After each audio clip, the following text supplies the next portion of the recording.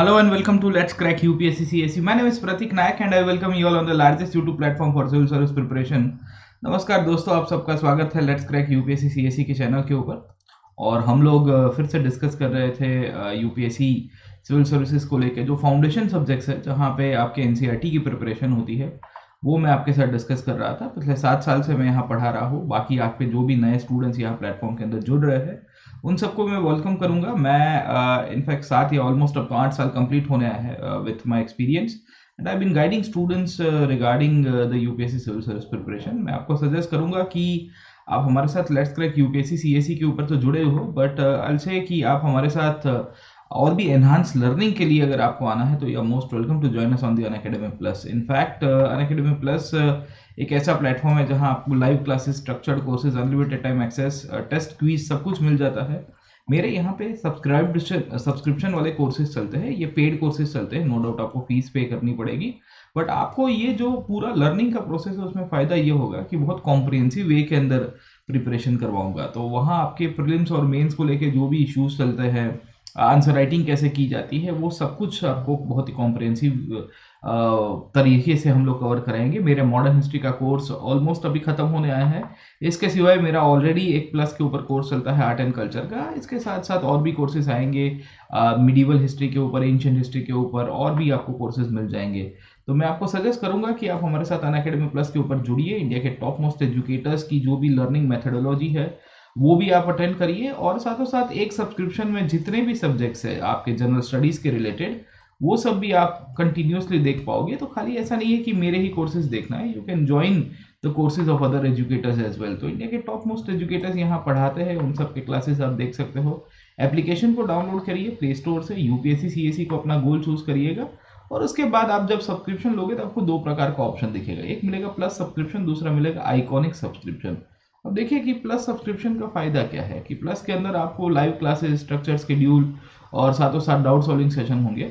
Iconic subscription में फायदा यह है कि आपको पर्सनल कोच अपॉइंट किया जाता है यूपीएससी की अनअकैडमी की तरफ से, जो इनफैक्ट ऐसे कोई एक्सपीरियंस टीचर्स है, एक्सपीरियंस एजुकेटर्स है, जो मेंटर है, जिन्होंने ऑलरेडी यूपीएससी की मेंस लिखी है, इंटरव्यू तक गए हुए, तो वो आपको पर्सनल मेंटरशिप देंगे कि कैसे पढ़ना है। ठीक है, तो आप ये भी ज्वाइन कर सकते हो। बाय टेकिंग द सब्सक्रिप्शन आपको हमेशा डिस्काउंट कोड यूज करना है PN Live, क्योंकि ये डिस्काउंट कोड से आपको 10% ऑफ भी मिल जाएगा और आपको काफी एडवांटेज होगा। खैर, ये जो PN Live डिस्काउंट कोड है अभी 10% का चल रहा है, मोस्ट प्रोबेबली अगले महीने से ये 5% हो जाएगा। ठीक है, तो अगर आप सब्सक्रिप्शन प्लान कर रहे हो तो please try to take by this month only, ये मंथ एंड में ही ले लीजिएगा, तो काफी एडवांटेजेस आपके लिए रहेगा। इसके सिवा काफी सारे बच्चे हमको पूछते हैं कि सर हमको जीएस और ऑप्शनल की दोनों की साथ में तैयारी करनी है और हम लोग को साथ में सब्सक्रिप्शन लेना है, तो ये पॉसिबल है? तो मैं कहूंगा कि yes my friend, it is possible. You can take the combined subscription of GS and optional. जैसे 12 महीने का जीएस और ऑप्शनल का आपने ले लिया तो 70,000 रुपीज में कवर होगा।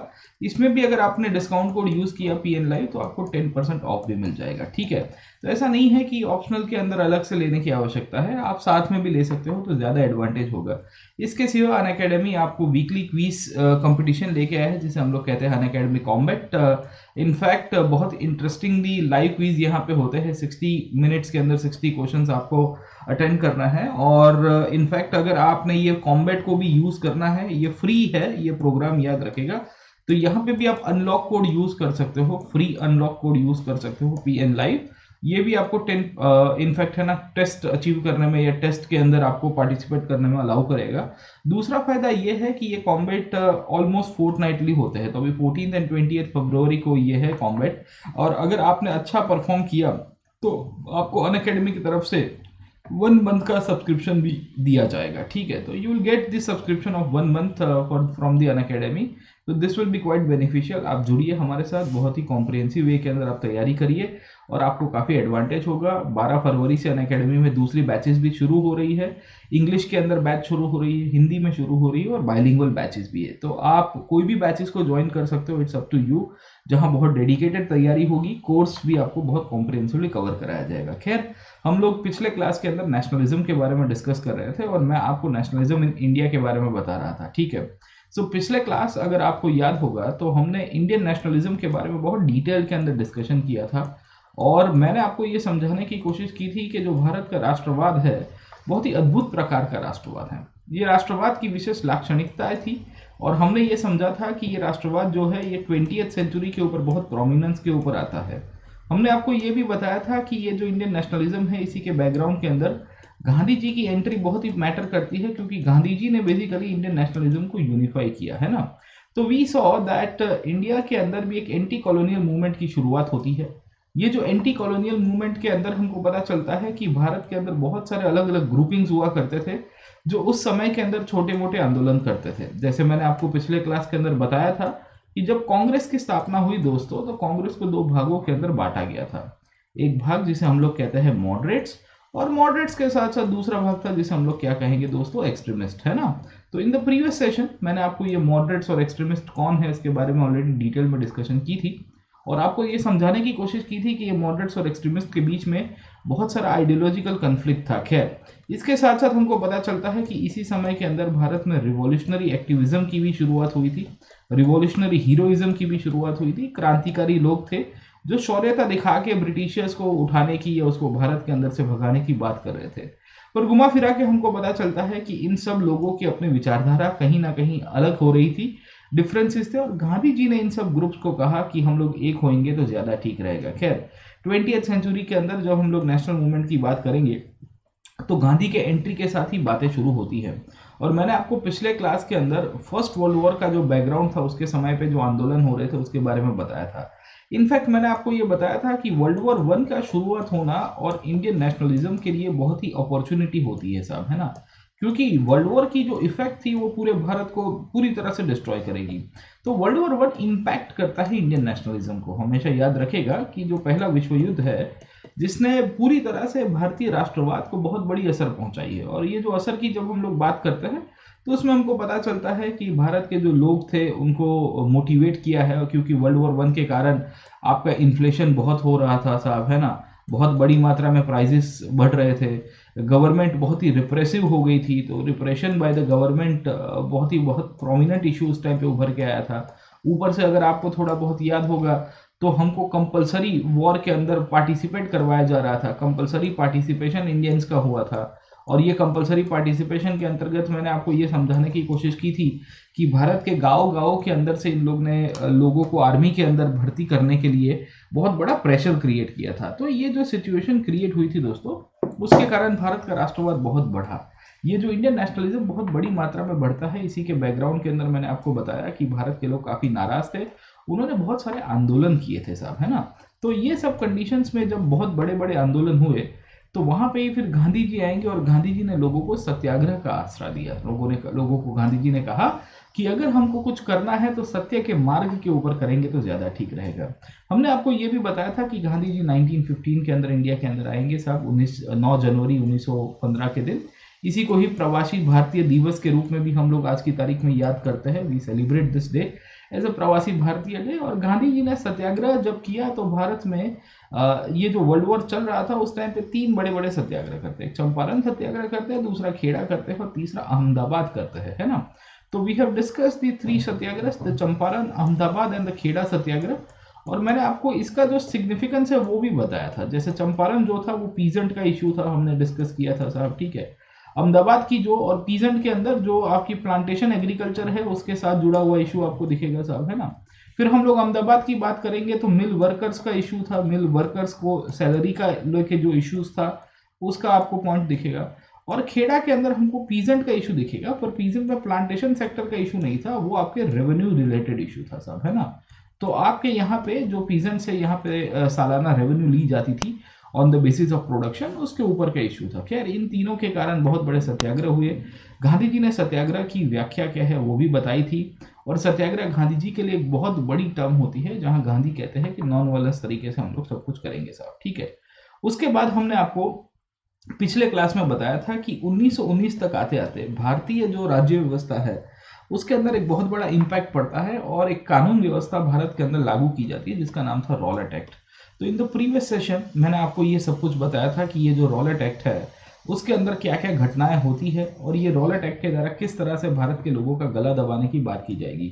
इनफैक्ट मैंने आपको बताया था कि अगर कोई भी इंसान को रॉलेट एक्ट के तहत पकड़ लिया जाता है तो इसको ना अपील करने का मौका दिया जाता है, इसको ना दलील करने का मौका दिया जाता है, मतलब डिस्कशन करने का, ना ही इसको वकील रखने का मौका दिया जाता है।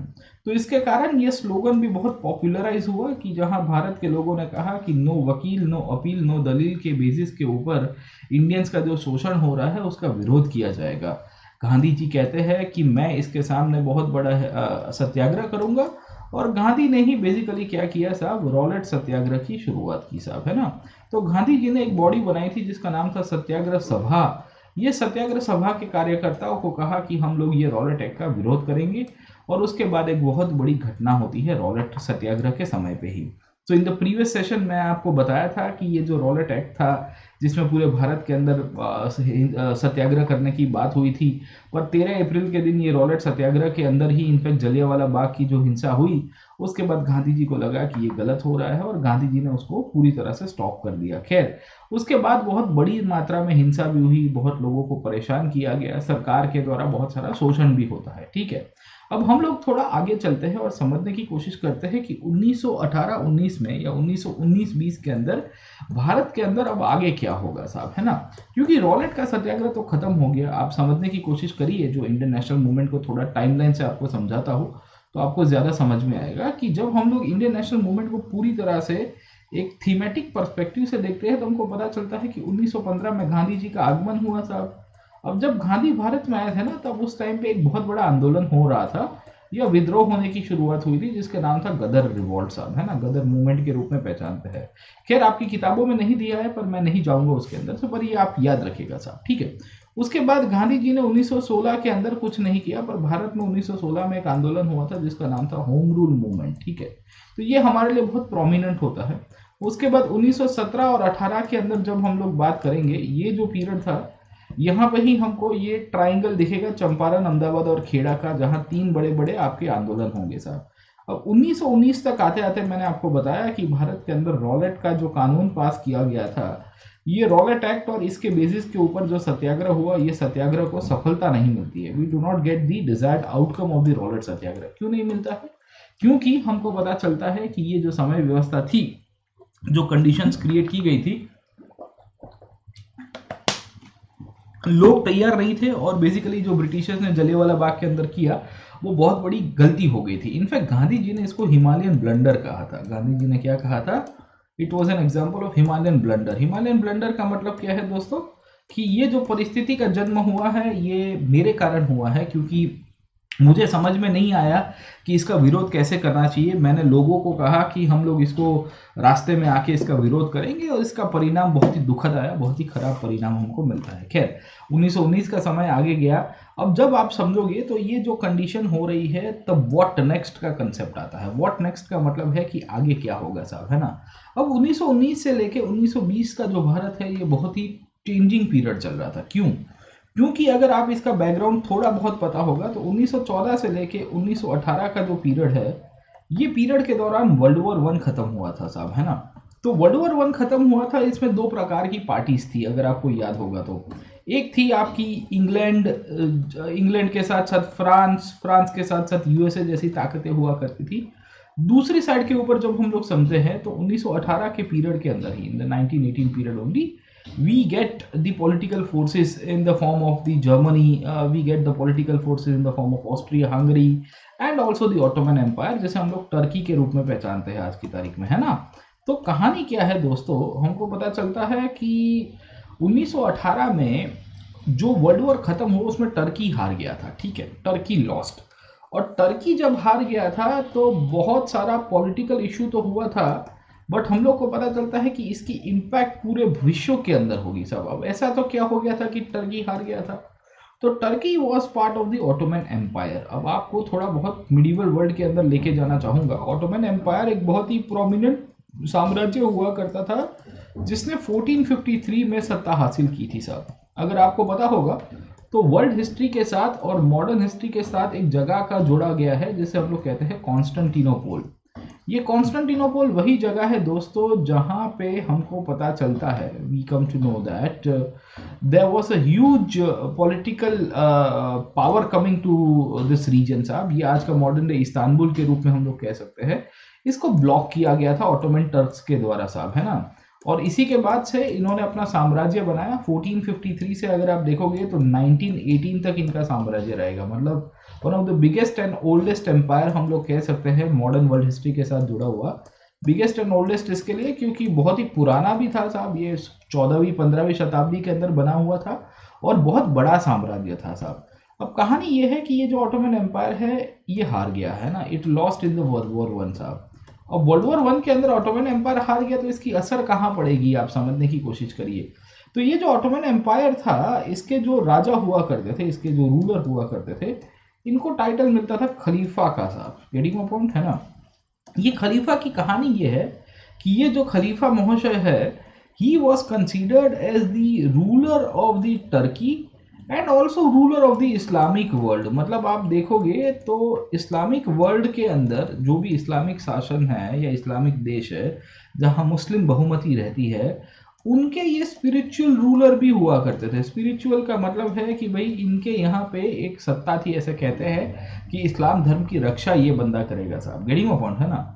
तो कहानी ये चलती है कि जब वर्ल्ड वॉर वन खत्म हुआ, when the world war one ended, the Khalifa was removed from the authority. इनको हटा दिया जाता है और पता चलता है कि इनका जो साम्राज्य था, इनका जो एम्पायर था, जिसे कहते थे कैलीफेट, क्या कहते थे दोस्तों, कैलीफेट, ये जो साम्राज्य था जिसे हम लोग कैलीफेट कहते हैं, इसको भी अबॉलिश कर दिया जाता है। मतलब ये है कि इनको हटाया सत्ता से और इनका जो साम्राज्य था राजा जी का, जिसको खलीफा कहते थे, इनका साम्राज्य बेसिकली ब्रिटेन और फ्रांस ने ले लिया। So we come to know that Britain and France took away the authority from the खलीफा।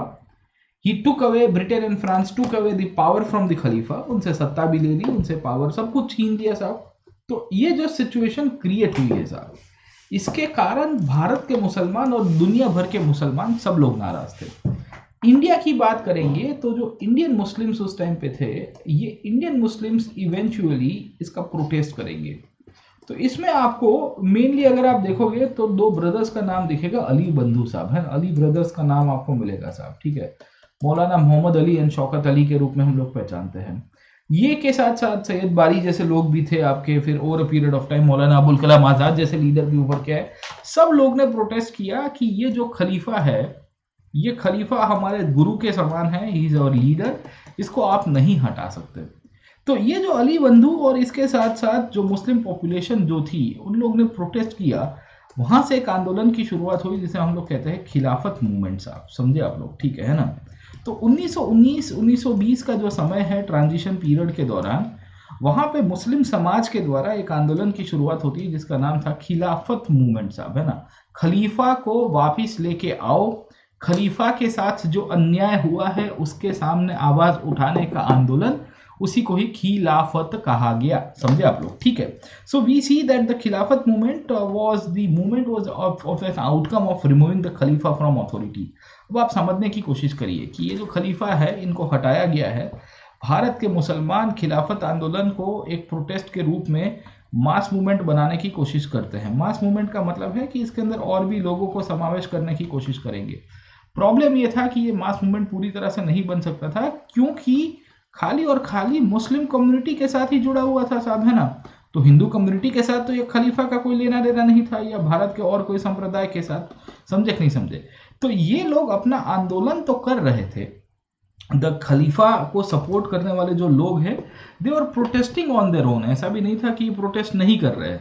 प्रश्न ये था कि इनको जो आउटपुट मिलना चाहिए, इनको जो रिजल्ट मिलना चाहिए सरकार की तरफ से, वो नहीं मिल रहा था। देखिए, खलीफा टर्की पे हटाए गए थे, आंदोलन भारत में कर रहे हैं, तो कैसे आपका इन्वेंट होगा, समझे कि नहीं समझे, है ना। तो ये लोग गांधी जी को मिलते हैं, ये गांधी जी को समझाते हैं कि देखिए सर, हम लोग चाहते हैं कि आप हमारे इश्यू को हाईलाइट करिए। अब देखो, गांधी उस टाइम के अंदर बहुत सारा डिलेमा फेस कर रहे थे। क्यों डिलेमा फेस कर रहे थे? क्योंकि गांधी को पता था कि ये जो रॉलेट का सत्याग्रह है ये तो फेल हो गया है। और रॉलेट के सत्याग्रह को गांधी जी ने क्या कहा था? It was an Himalayan blunder for me, कि मैंने इतनी बड़ी गलती कर दी है कि it's an example of Himalayan blunder भाई, है ना। तो मेरे से बहुत बड़ा घोर पाप हो गया है, मुझे इसको स्वीकारना है, इसको सुधारने की भी आवश्यकता है साहब, ठीक है। तो गांधी क्या करते हैं, व्हाट गांधी डिड, है ना। गांधी देखते हैं कि ये जो खिलाफत का इशू है इससे मुसलमान भारत का काफ़ी सारा एक्टिव हुआ है और भारतीय मुसलमान को एक दिशा दिखी है साहब, समझे आप लोग। Indian Muslims have realised and they are getting a direction. तो इसका कुछ यूज किया जा सकता है, इसका कुछ उपयोग किया जा सकता है कि नहीं किया जा सकता, ठीक है। दूसरा, गांधी देख रहे हैं कि ऑलरेडी भारत में ये जो पंजाब के अंदर जो कांड हुआ है, कौन सा कांड हुआ है, जलियांवाला बाग साहब, है ना। तो ये जो जलियांवाला बाग का जो कांड हुआ है उसमें भी हमको न्याय मिलना चाहिए, उसको लेके भी उन्होंने ऑलरेडी इश्यूज उठाए थे साहब, है ना। इनफैक्ट जलियांवाला बाग को लेके सरकार ने कमेटी बनाई थी जिसका नाम था हंटर कमेटी साहब, है ना। ये जो हंटर कमेटी बनाई जाती है, ये हंटर कमेटी बनती तो है जनरल डायर को सजा देने के लिए, या इवेंचुअली इसके ऊपर क्या क्या जो आरोप लगे गए हैं, इसके ऊपर जो जो इनफैक्ट है ना एक्यूजेशंस किए हैं, उसके ऊपर जस्टिस देने के लिए। पर ये हंटर कमेटी सारी भाषा में देखोगे तो इसने पूरी तरह से जनरल डायर को बचाने का काम किया था। तो गांधी भी नाराज थे और भारत के लोग भी नाराज थे। ऊपर से भारत के लोगों की एक डिमांड बहुत सालों से चल रही थी, वो थी स्वराज की डिमांड, क्योंकि ये स्वराज को लेकर तिलक महाराज से लेके कांग्रेस ने 1906 में आधिकारिक रूप से प्रस्ताव भी पास किया था, तब से हमको कुछ नहीं मिल रहा था। तो गांधी कहते हैं कि now this is the good time to combine the 3 goals, हम ये 3 गोल्स को कंबाइन करके कुछ आगे कर सकते हैं तो ज़्यादा ठीक रहेगा।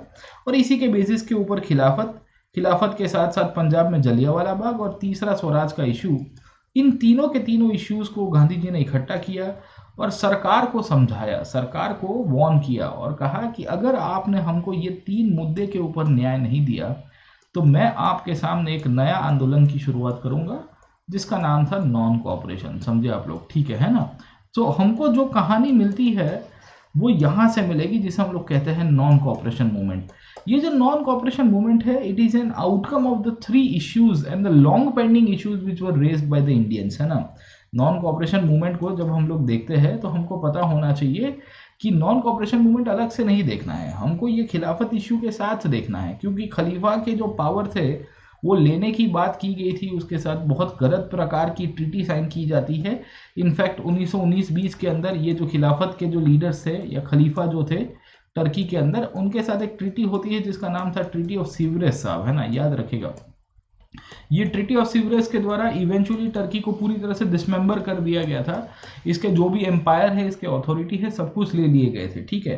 तो ये जो मोहम्मद अली, शौकत अली जैसे लीडर्स है वो गांधी जी के पास गए, गांधी जी को लगा कि मुस्लिम कम्युनिटी एक बड़े अम्ब्रेला के अंदर आ सकती है, और 1920 तक आते आते एक स्पेशल सेशन कांग्रेस का बुलाया गया जहां पे फाइनली आपके नॉन कोऑपरेशन मूवमेंट, खिलाफत और स्वराज, ये तीनों के तीनों इश्यूज को इकट्ठा करते हुए ये आंदोलन शुरू होता है, समझे आप लोग, ठीक है।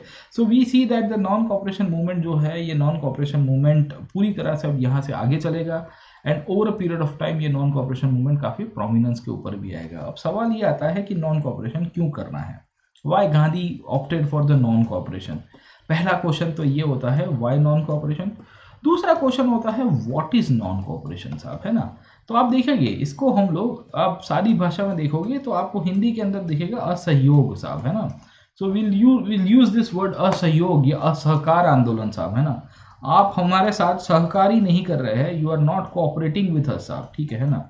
अब सारी भाषा में कोऑपरेट करने का मतलब क्या है कि आज घर के अंदर आप 4 लोग रह रहे हो और आप एक दूसरे की मदद नहीं करोगे तो घर चल पाएगा। हाँ, कोई दूध लेने जाता है, कोई सब्जी लेने जाता है ना, कोई खाना पकाता है, समझे कि नहीं समझे, कोई लाइट बिल भरता है ना। घर अगर आपने रेंट पे लिया होगा तो हो सकता है कि रेंट आप शेयर करते होगे साहब, या कोई एक आध बंदा ऐसा होगा जो रेंट भी पे कर रहा होगा, राइट और रॉन्ग साहब, है ना। तो हम लोग जब नॉन कोऑपरेशन की बात करते हैं, when we consider non cooperation, तो नॉन कोऑपरेशन जो शब्द है इसके अंदर कहा गया था गांधी जी के द्वारा कि वी एज इंडियंस, हम भारत के लोग जो है, हम लोग क्या करेंगे, we will not cooperate with the British साहब, है ना। और ब्रिटिश रूल भारत में क्यों टिका हुआ है साहब, the British rule is established because Indians are cooperating. Bharat के लोग जो है ये कोऑपरेट कर रहे हैं ब्रिटिशर्स को, इसी के कारण ब्रिटिश रूल भारत में टिका हुआ है। The day Indians will stop cooperating, जिस दिन भारत के लोगों ने ब्रिटिश रूल के सामने हथियार खड़े कर दिए, या भारत के लोगों ने ब्रिटिश रूल के सामने कह दिया कि आज के बाद तुम्हारे साथ कोई भी कोऑपरेशन नहीं करेंगे। अब इंडियंस ब्रिटिश रूल को कैसे कोऑपरेट करते थे, हम लोग टैक्सेस पे करके कोऑपरेट करते थे, यस। इनसे लॉयल रह के कोऑपरेट करते थे, यस। इनफैक्ट हमने इनके एडमिनिस्ट्रेशन के अंदर जो भी इंपॉर्टेंट पोजीशंस है, ये जितनी भी पोजीशंस है, ये सब की सब हमने ही फिलअप की थी साहब। तो आप देखोगे ब्रिटिश एडमिनिस्ट्रेशन के अंदर तो हमको पता चलता है कि जो लोअर एडमिनिस्ट्रेशन था उसमें कौन थे, इंडियंस ही थे साहब। अगर आप मिडिल एडमिनिस्ट्रेशन देखोगे तो मिडिल एडमिनिस्ट्रेशन में भी आपको कुछ कुछ लिमिटेड क्वांटिटी ऑफ इंडियंस दिख जाएंगे साहब। तो Indians were the ones who were basically helping the British to rule over India. Bharat के अंदर अंग्रेजी शासन मजबूत हुआ, उसमें भारत के लोगों का बहुत बड़ा योगदान दिखेगा। और ये भारत के ही लोग थे जो अंग्रेजों को इस तरह से कहते थे कि देखिए हम आपके साथ कोऑपरेट कर रहे हैं, इसके लिए आपका शासन चलता है। गांधी ने कहा कि जिस दिन भारत के लोग ब्रिटिश रूल को कॉपरेट करना बंद कर देंगे, उनको कह देंगे कि बेटा भाई तुम खत्म हो गया, तुम्हारे साथ हमारा कोई सहयोग नहीं होगा, तुम्हारे हिसाब से देश को चलाओ, तो तुम्हें लगता है कि अंग्रेज चला पाएंगे साहब? ठीक है। इंडिया की पूरी जुडिशियल व्यवस्था के अंदर जब हम लोग बात करेंगे तो उसमें भी इंडियंस थे। पुलिस सिस्टम की बात करेंगे तो उसमें भी इंडियंस थे साहब। इनफैक्ट हम लोग ब्रिटिश रूल के एक बहुत बड़े कंज्यूमर थे। कंज्यूमर का मतलब ये है कि ब्रिटेन की जो विदेश की वस्तुएं थी वो सब भारत में बेची जाती थी। All the goods from Britain were basically send to India and Indian people used to consume all this things. हम लोग भारत के लोग थे तो हम लोग ये विदेशी वस्तुओं को खरीदते भी थे, है ना, हम लोग उसको खरीदते भी थे। तो आप समझने की कोशिश करिए व्हाट इज हैपनिंग, हमको क्या दिख रहा है। हमको एक चीज बहुत क्लियर कट दिख रही है कि ये जो नॉन कॉपरेशन पूरा का पूरा जो आंदोलन के रूप में हम लोग जिसे कहते हैं साहब, ये नॉन कॉपरेशन गांधी जी ने क्यों करवाया? गांधी जी ने कहा कि अगर भारत के लोग विदेशी वस्तुओं का बहिष्कार करेंगे, अगर विदेशी व्यापार का बहिष्कार करेंगे, हमने जो अंग्रेजों से अपनी लॉयल्टी दिखाई है, जो वफादारी दिखाई है, वो बंद कर देंगे, अगर हम लोग न्याय व्यवस्था के अंदर, जुडिशियल सिस्टम के अंदर, पुलिस व्यवस्था के अंदर, एडमिनिस्ट्रेशन में, प्रशासन में भारत के लोग रिजाइन कर देंगे, तो क्या ब्रिटिश रूल इंडिया के अंदर सरवाइव कर पाएगा? क्या आपको लगता है कि the British rule will be able to survive? अरे भाई साहब, मैंने आपको बताया सादी भाषा में एक घर चलाना होता है। You want to run an house, अगर आपको घर चलाना है, if you want to run an house, you need to cooperate with each other. Family members होते हैं तो कोऑपरेट करते हैं। यहाँ ब्रिटिश रूल फैमिली के जैसा तो नहीं था। ब्रिटिश रूल कहता था कि हम आपसे माइटी है, ब्रिटिश रूल कहता था कि हमारी हेजेमनी रहेगी आपके ऊपर, ब्रिटिश रूल कहता था कि हम आपके ऊपर शासन करेंगे। तो आप देखिए कि क्या कंडीशन है सर। तो गांधी को लगा कि now this is the good time to start this non cooperation movement, क्योंकि हमने सत्याग्रह करने की कोशिश की थी जहां पूरे भारत के लोगों को रास्ते के ऊपर लेके आए थे। प्रॉब्लम ये हुआ था कि रास्ते के ऊपर जब लेके आए तो क्या हुआ साहब, फायरिंग हो गई, लॉ एंड ऑर्डर के इशू क्रिएट हुए, और इसी के ही आउटकम के रूप में जलियांवाला बाग हो गया, है ना। Jallianwala Bagh was an outcome of that.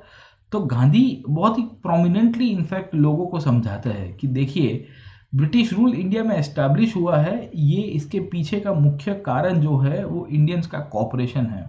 Indians ने ट्रेडिशनली कॉपरेट किया था। इंडियंस ने कहाँ कहाँ कॉपरेट किया था? क्या प्लासी की लड़ाई में भारत के लोगों ने कॉपरेट किया था कि नहीं किया था? यस, मैं कहूँगा कि Mir Jafar was the one who cooperated with the British साहब, है ना। मीर जाफर ने अगर अंग्रेजों को साथ ना दिया होता, मीर जाफर ने अपनी सत्ता की लालच को लेके ईस्ट इंडिया कंपनी की मदद ना की होती, तो क्या भारत का इतिहास बदलता कि नहीं बदलता? अरे डेफिनेटली बदलता दोस्तों। क्यों बदलता है? क्योंकि उसके पीछे का कारण मैंने आपको बताया कि उसके बाद तक आते आते ओवर अ पीरियड जिस तरह से समाज व्यवस्था, शासन व्यवस्था चल रही थी, तो वो देख के समझ में आता है कि भाई जो जो जो इनफैक्ट ब्रिटिश रूल को जिन्होंने मदद की है उसके कारण ही ब्रिटिश यहाँ पे आए। अब ये जो विचार है गांधी को कब आया था साहब, है ना, और गांधी जी इनफैक्ट इसके ऊपर क्यों लिखते हैं? तो गांधी जी ने एक बार किताब लिखी थी 1909 में। ये किताब का नाम था हिंद स्वराज साहब, है ना। अब हिंद स्वराज की कहानी क्या है मैं थोड़ा बहुत आपको समझाने की कोशिश करूंगा। और ये हिंद स्वराज से ही उनका ये जो नॉन कॉपरेशन का जो थॉट है वो बहुत पॉपुलर हुआ था, ठीक है। अब आप देखिए कि नॉन कॉपरेशन क्या है। मैंने आपको समझाया कि अंग्रेजों को पूरी तरह से बहिष्कार करते हुए हम लोग उनके साथ कोई भी शासन व्यवस्था, व्यापार व्यवस्था, राज्य व्यवस्था साहब, इवन ट्रेड एंड कॉमर्स हो गया, इवन आपका एडमिनिस्ट्रेशन हो गया, या आपकी पूरी तरह से जो हम लोग कह सकते हैं कि पॉलिटिकल सिचुएशन है, उन सब में उनका बहिष्कार करेंगे साहब, ठीक है। तो गांधी को ये विचार कहाँ से आया और ये किस तरह से गांधी जी इसके ऊपर लिखते हैं? तो समय है 1909 का, this is the period of 1909। और 1909 के अंदर हमको पता चलता है कि गांधी जी एक बार जा रहे होते हैं अफ्रीका से इनफैक्ट इंग्लैंड की तरफ। अगर आपको पता होगा तो गांधी जी का जो पूरा जर्नी है वो पहले अफ्रीका के अंदर ही रहा है साहब, ठीक है। क्योंकि गांधी जी 1893 से लेके मेनली आप पकड़ोगे 1922 1915 तक का जो पीरियड है, ये पीरियड में 22 साल तक बेसिकली अफ्रीका ही रहे, बीच में एक दो दफ़ा इंडिया भी आए थे और एक दो दफ़ा इंग्लैंड भी गए थे साहब, ठीक है। 1909 में गांधी जी जब इंग्लैंड गए, when he went to England in the year 1909, वीसी हमको पता चलता है कि गांधी जी ने इनफैक्ट ये जब इंग्लैंड जाते हैं, इंग्लैंड जाने के बाद इन्होंने वापस जब आ रहे थे बोट के अंदर, तब इन्होंने ये किताब लिखी थी। ये किताब का नाम था हिंद स्वराज साहब, है ना। तो he wrote a book called as Hind Swaraj. ये हिंद स्वराज के अंदर उनको ये आइडिया आया कि यार भारत में अंग्रेज रूल मजबूत क्यों हुआ है, why the British are so strong. The British are strong, उसके पीछे का कारण है कि भारत के लोग कॉपरेट कर रहे हैं। भारत के लोग हर छोटी छोटी बातों में अंग्रेजों के साथ सहयोग कर रहे हैं और कह रहे हैं कि देखिए हम आपके साथ हैं, हम आपकी मदद करेंगे, हम एडमिनिस्ट्रेशन में, हम पुलिस में हैं, हम लीगल सर्विसेज में हैं, हम व्यापार में हैं, एवरीवेयर हम लोग मजदूरी करते हैं, आपके लिए खेत में हल चलाने का काम करते हैं, क्योंकि आप तो प्लांटर्स हो बड़े बड़े साहब, है ना। तो गांधी कहते हैं कि इसका तो मौका दिया जाना चाहिए साहब, है ना, इसके ऊपर तो हम लोग कुछ करेंगे। Getting a point. So in this situation we come to know that Gandhi ji ने एक किताब लिखी हिंद स्वराज 1909 के अंदर। ये किताब याद रखिएगा 1909 के अंदर लिखी है, when he was travelling from England to Africa साहब, वो वापिस इंग्लैंड से अफ्रीका ट्रैवल कर रहे थे, तब ये लिखी थी। गांधी जी लिखते हैं कि वे ब्रिटिश रूल भारत के अंदर सरवाइव किया है, उसके पीछे का कारण है इंडियंस ने कॉपरेट किया है, और अगर हम लोग जिस दिन कॉपरेशन बंद कर देंगे तो हो सकता है कि 1 साल के अंदर ब्रिटिश रूल भारत से कोलैप्स हो जाएगा। कोलैप्स होने का मतलब है पूरी तरह से टूट जाएगा। अब देखिए ये कितनी हद तक उचित था, ये बहुत ही एक प्रश्नार्थ है साहब, गेटिंग माय पॉइंट, है ना। It's a very big questionable issue कि गांधी को ऐसा लग रहा था कि 1 साल में भारत को स्वराज मिल जाएगा। खैर स्वराज तो काफी टाइम के बाद मिला है, we got swaraj in a very later phases, but Gandhi का ये थॉट काफी प्रोमिनेंस रखता है। अब आप देखिए कि गांधी ऐसा क्यों कहते हैं। वह गांधी सेड कि 1 साल के बाद ही भारत को स्वराज मिल जाएगा, ठीक है। तो गांधी उस टाइम पे नए नए आए होते भारत के अंदर, मतलब इनके 4 साल हुए थे, नेशनल मूवमेंट को देख रहे थे, समझ रहे थे, ब्रिटिश रूल किस तरह से भारत में शासन व्यवस्था चला रहा है उसको भी देख रहे थे साहब, है ना। तो गांधी को ऐसा लग रहा था, उनके मन में एक ऐसा थॉट था कि 1 आध साल के अंदर ही हमको हो सकता है कि स्वराज मिल जाएगा, ठीक है।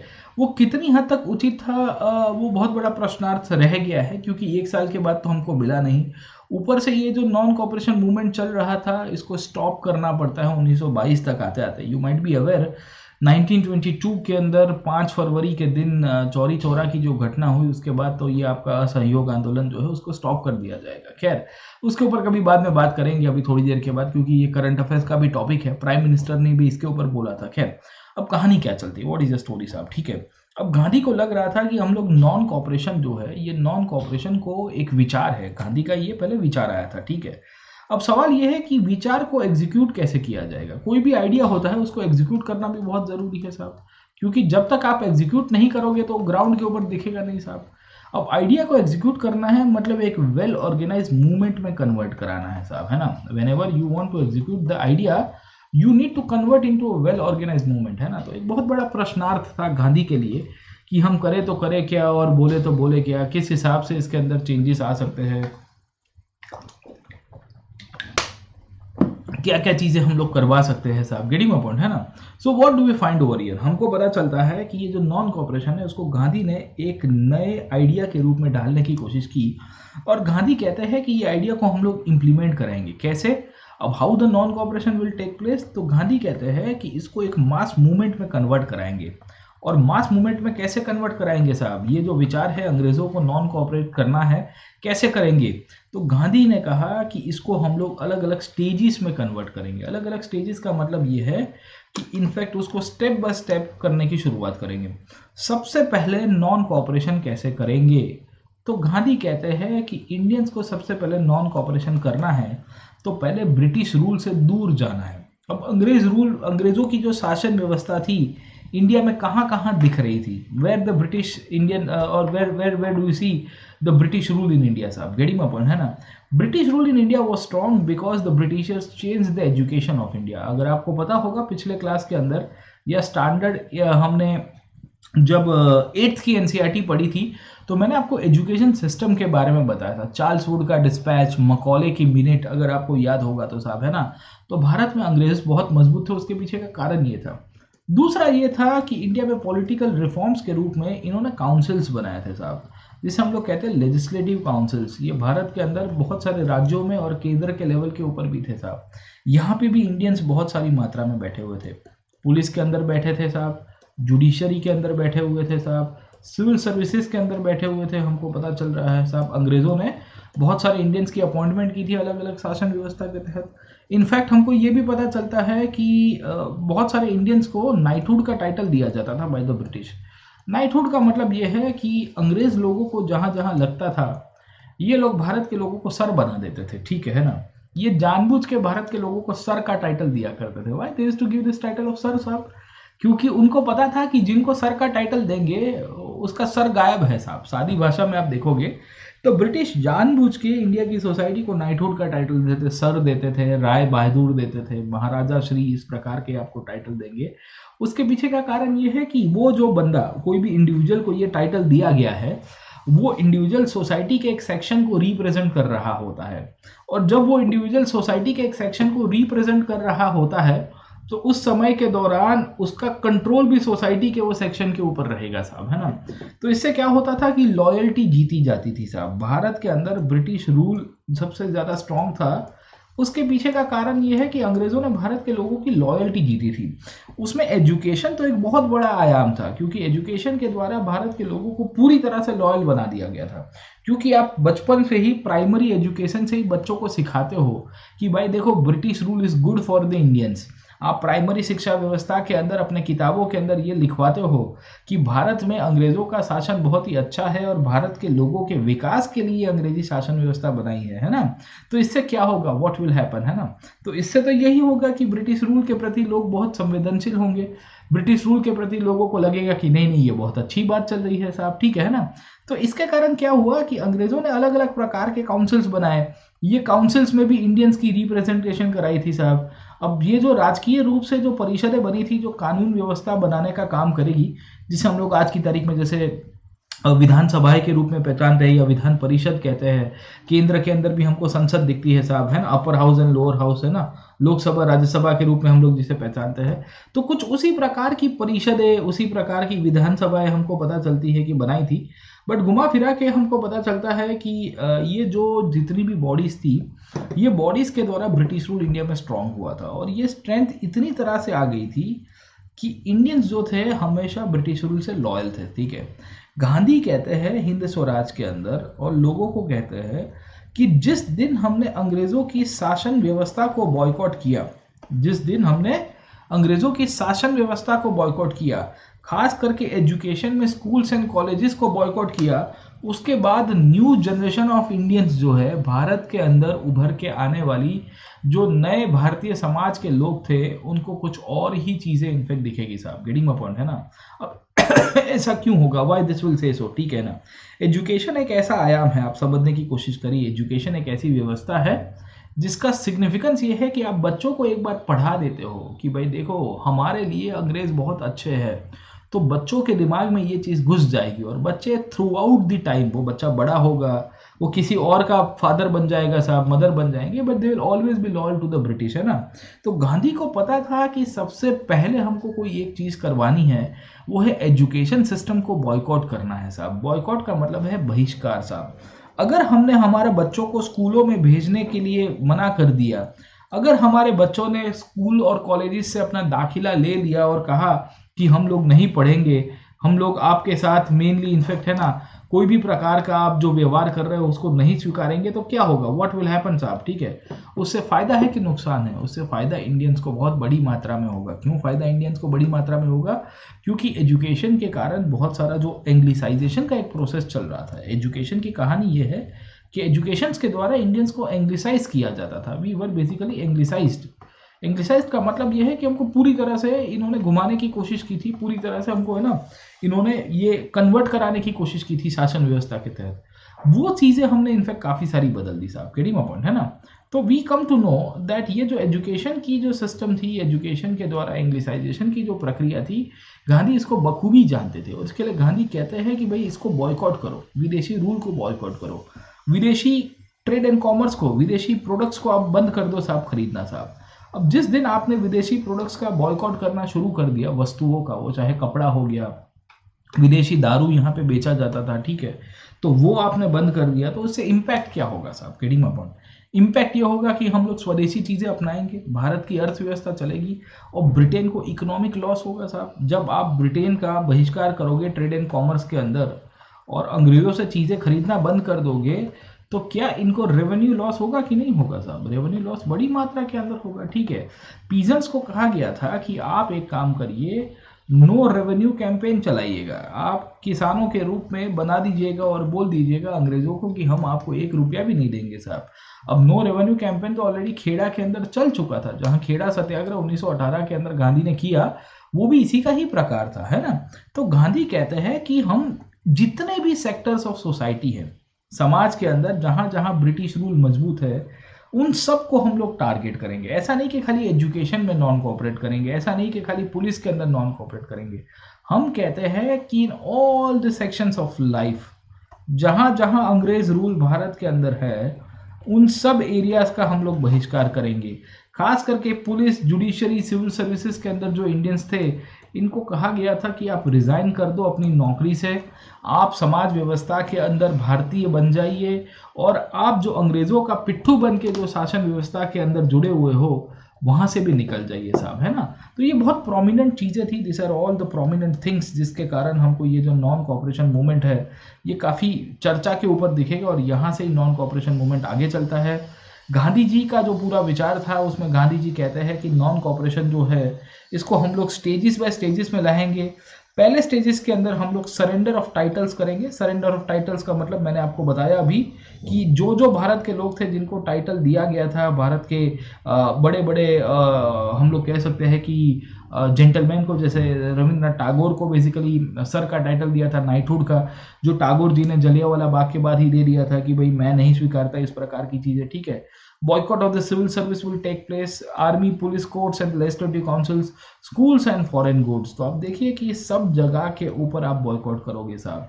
हम कह देंगे कि भाई हम लोग जो भी है, आपसे कोई भी चीज़ें नहीं खरीदेंगे, आपके साथ कोई भी व्यवहार नहीं करेंगे। अगर भारत के लोगों के बीच में अंदरूनी भी कोई मैटर होता है तो हम लोग आउट ऑफ कोर्ट सेटलमेंट कराएंगे। पुलिस व्यवस्था के अंदर भारत के लोग जो कांस्टेबल बन के बैठे हुए हैं, जो लोग उस टाइम पे मिडिल एडमिनिस्ट्रेशन के अंदर जो इंस्पेक्टर की पद के ऊपर आपको दिखेंगे पुलिस वाले साहब, उन सबको गांधी जी ने मोटिवेट किया और कहा कि आपको रिजाइन कर देना चाहिए, आप रिजाइन करोगे तो भारत के लिए काफी अच्छी चीजें होगी साहब, है ना। तो ये जो पूरी की पूरी सिचुएशन है, इसी के बेसिस के ऊपर गांधी जी ने लोगों को मोटिवेट किया। बहुत बड़ी मात्रा में बॉयकॉट मूवमेंट चलता है, जहां अंग्रेजी शासन व्यवस्था, अंग्रेजी राज्य व्यवस्था, अंग्रेजी अर्थव्यवस्था, economy, polity and I would say the administration, इन सब को पूरी तरह से इन्होंने खत्म करने की कोशिश की। और उसके बाद गांधी कहते हैं कि अगर सरकार इसके सामने रिप्रेस करती है, if the government will try to repress us, सरकार हमको दबाने की कोशिश करेगी, तो अभी तो नॉन कॉपरेशन कर रहे हैं फर्स्ट स्टेज के अंदर। क्या कह रहे हैं गांधी कि फर्स्ट स्टेज में हम लोग नॉन कॉपरेशन कर रहे हैं, पर अगर सरकार हमारे ऊपर रिप्रेशन करती है, if the government uses the repression, हम पूरी तरह से सिविल डिसोबीडियंस कैंपेन की शुरुआत करेंगे। अब what do you mean by the civil disobedience campaign, इसके ऊपर मैं नेक्स्ट क्लास में डिस्कस करूंगा, पर आपको थोड़ा ब्रीफली बता देता हूँ। सिविल डिसोबीडियंस कैंपेन का मतलब क्या होता है दोस्तों, what do you mean by that. मतलब ये होता है कि भारतीय शासन व्यवस्था के तहत, भारतीय राज्य व्यवस्था के तहत भारत के जो लोग हैं बेसिकली, वो अब जानबूझ के अंग्रेजों के सामने सिविलियन वे में उनके शासन को डिसोबे करेंगे। डिसओबे करने का मतलब ये होगा कि हम लोग शायद कानून व्यवस्था को भी तोड़ेंगे शांति प्रिय रूप से, इन अ वेरी सिविलियन वे साहब, है ना। So we see that Gandhi एक पूरा नया ही डायमेंशन क्रिएट करवाने की कोशिश करेंगे। गांधी लोगों को बताएंगे कि आपने हमको दबाने की कोशिश की तो आपकी भी पिटाई इसी तरह से की जाएगी साहब, गेटिंग अ पॉइंट, है ना। तो गांधी इस तरह से नॉन कॉपरेशन मूवमेंट को मोटिवेट करते हैं। अब उनको पता था कि नॉन कॉपरेशन को आगे लोगों के अंदर लेके जाना बहुत ही कठिन बात है। ही वॉज अवेयर कि I can not take the non cooperation to the masses overnightly, रातों रात तो लोग स्वीकारेंगे भी नहीं। किसी की नौकरी है सरकार के अंदर, किसी के बच्चे स्कूल के अंदर पढ़ रहे हैं, तो वो तो गांधी जी की बातों में आके चलो किसी मोटिवेट भी हो गए। तो उनको डर इस बात का था कि यार अगर सरकार ने हमारे ऊपर रिप्रेशन कर दिया, तो गांधी को एक चीज ये भी पता थी कि अगर लोगों को समझाना है या लोगों को बेसिकली साथ में लेके जाना है, तो उनके बीच में रहना पड़ेगा। उनको ये चीज़ कन्वे करवानी पड़ेगी कि देखो ये जो नॉन कोऑपरेशन है ये कोई गलत चीज़ नहीं है, हम बिल्कुल जायज़ चीज़ें कर रहे हैं, ठीक है। And this is the prime reason 1920 के अंदर गांधी जी यहाँ पे शौकत अली के साथ पूरा एक भारत भ्रमण का आंदोलन करेंगे, समझे आप लोग, ठीक है। So to continue the idea of non cooperation, हम लोग क्या कहेंगे कि भारतीय शासन व्यवस्था के तहत 1920 में गांधी जी शौकत अली के साथ जो पूरा का पूरा भारत भ्रमण करते हैं, उसके पीछे का कारण ये है कि वो trying to mobilise popular support for the movement. जो भी इनफैक्ट आंदोलन हो रहा है, ये आंदोलन को और पॉपुलराइज करने के पीछे गांधी जी का बहुत बड़ा आपको योगदान दिखेगा, आपको कंट्रीब्यूशन दिखेगा। And this became the basis, जहां गांधी जी शौकत अली के साथ टूर करेंगे, एक बहुत बड़ा पॉपुलर मूवमेंट की शुरुआत करते हैं साहब। गेटिंग माय पॉइंट, है ना। So this is the how we see that ये जो नॉन कॉपरेशन मूवमेंट है ये काफी बड़ी मात्रा के अंदर चलता है। अब देखिए कि क्या होता है, व्हाट इज हैपनिंग साहब, ठीक है ना। नॉन कॉपरेशन के अंदर गांधी जी ने अलग अलग प्रकार के बॉयकॉट की बात की। गांधी जी ने कहा कि नॉन कॉपरेशन का मतलब होता है एब्सोल्यूट बॉयकॉट। एब्सोल्यूट बॉयकॉट का मतलब ये होता है कि हम लोग पूरी तरह से ब्रिटिश रूल का बॉयकॉट करेंगे। इसमें ब्रिटिश पॉलिटिकल सिस्टम का भी बॉयकॉट करेंगे, ब्रिटिश एडमिनिस्ट्रेशन का भी बॉयकॉट करेंगे, ब्रिटिश इकोनॉमी का भी बॉयकॉट करेंगे साहब। तो इसके कारण इनफैक्ट जो भी राज्य व्यवस्था, शासन व्यवस्था या अर्थव्यवस्था है, सबका बॉयकॉट करेंगे। अब प्रॉब्लम क्या था, व्हाट इज द हैपनिंग साहब, ठीक है। इनको ये लग रहा था कि हम लोग एब्सोल्यूट बॉयकॉट करेंगे तो उसमें भारत के अंदर जो पॉलिटिकल सिस्टम है उसका बॉयकॉट करना कितनी हद तक उचित है, how far it is justified to boycott the political system in India. अब देखो ऐसा क्यों था साहब, ठीक है ना। तो मैं आपको थोड़ा बहुत पीछे लेके जाना चाहूंगा, और कांग्रेस के अंदर इसको लेके गांधी जी के विचारों के ऊपर भी प्रश्न उठे थे। गांधी ने तो कह दिया था कि भाई हम लोग क्या करेंगे, नॉन कोऑपरेशन के तहत एब्सोल्यूट बॉयकॉट करेंगे, हम किसी को नहीं छोड़ेंगे, हम पूरी तरह से बहिष्कार कर रहे हैं साहब, ठीक है। पर गांधी जी जब ये एब्सोल्यूट बॉयकॉट का नारा देते हैं, ये एब्सोल्यूट बॉयकॉट के अंदर पॉलिटिकल सिस्टम का भी बॉयकॉट करना था, एडमिनिस्ट्रेशन का भी करना था, और मैंने आपको बताया कि इकोनॉमिक सिस्टम का भी बॉयकॉट करना था। अंग्रेजों के अलग अलग जो 3 सेक्टर्स जिसके द्वारा भारत मजबूत हुआ था, उसमें जो पॉलिटिकल सिस्टम है उसको लेके काफी सारे लोगों ने क्वेश्चन उठाए साहब। अब ऐसा क्यों था साहब, ठीक है। अगर आपको थोड़ा बैकग्राउंड पता होगा तो 1919 में एक कानून आया था जिसका नाम था गवर्नमेंट ऑफ इंडिया एक्ट। हाँ, आप में से कितने लोगों ने ये कानून को पढ़ा है, जरा कमेंट सेक्शन के अंदर बताइएगा। पॉलिटी के अंदर आपने पढ़ा होगा साहब, या हिस्ट्री के अंदर भी आपने पढ़ा होगा। पॉलिटी के अंदर तो पूरा का पूरा जो कॉन्स्टिट्यूशनल हिस्ट्री का बेसिस है वो यही चैप्टर के साथ जुड़ा हुआ है साहब, है ना। तो 1919 के अंदर एक कानून पास किया गया था, गवर्नमेंट ऑफ इंडिया एक्ट। ये इसी को ही मॉन्टेग्यू चेम्सफोर्ड रिफॉर्म्स के रूप में भी पहचानते हैं साहब, है ना। तो लॉर्ड मॉन्टेग्यू जो थे वो भारत के सेक्रेटरी ऑफ स्टेट हुआ करते थे, और आपके यहाँ पे लॉर्ड चेम्सफोर्ड थे वो वाइसरॉय हुआ करते थे।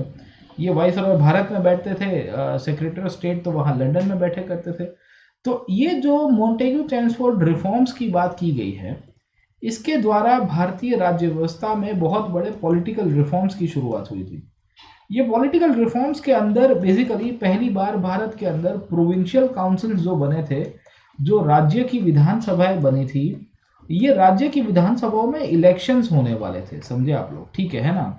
तो कहानी ये चलती है कि 1919 के अंदर ये राज्यों की जो विधानसभाएं थी जिसमें चुनाव की बात की जा रही है, उसको बहिष्कार किया जाए कि ना किया जाए, उसको लेके कांग्रेस में असमंजस थी।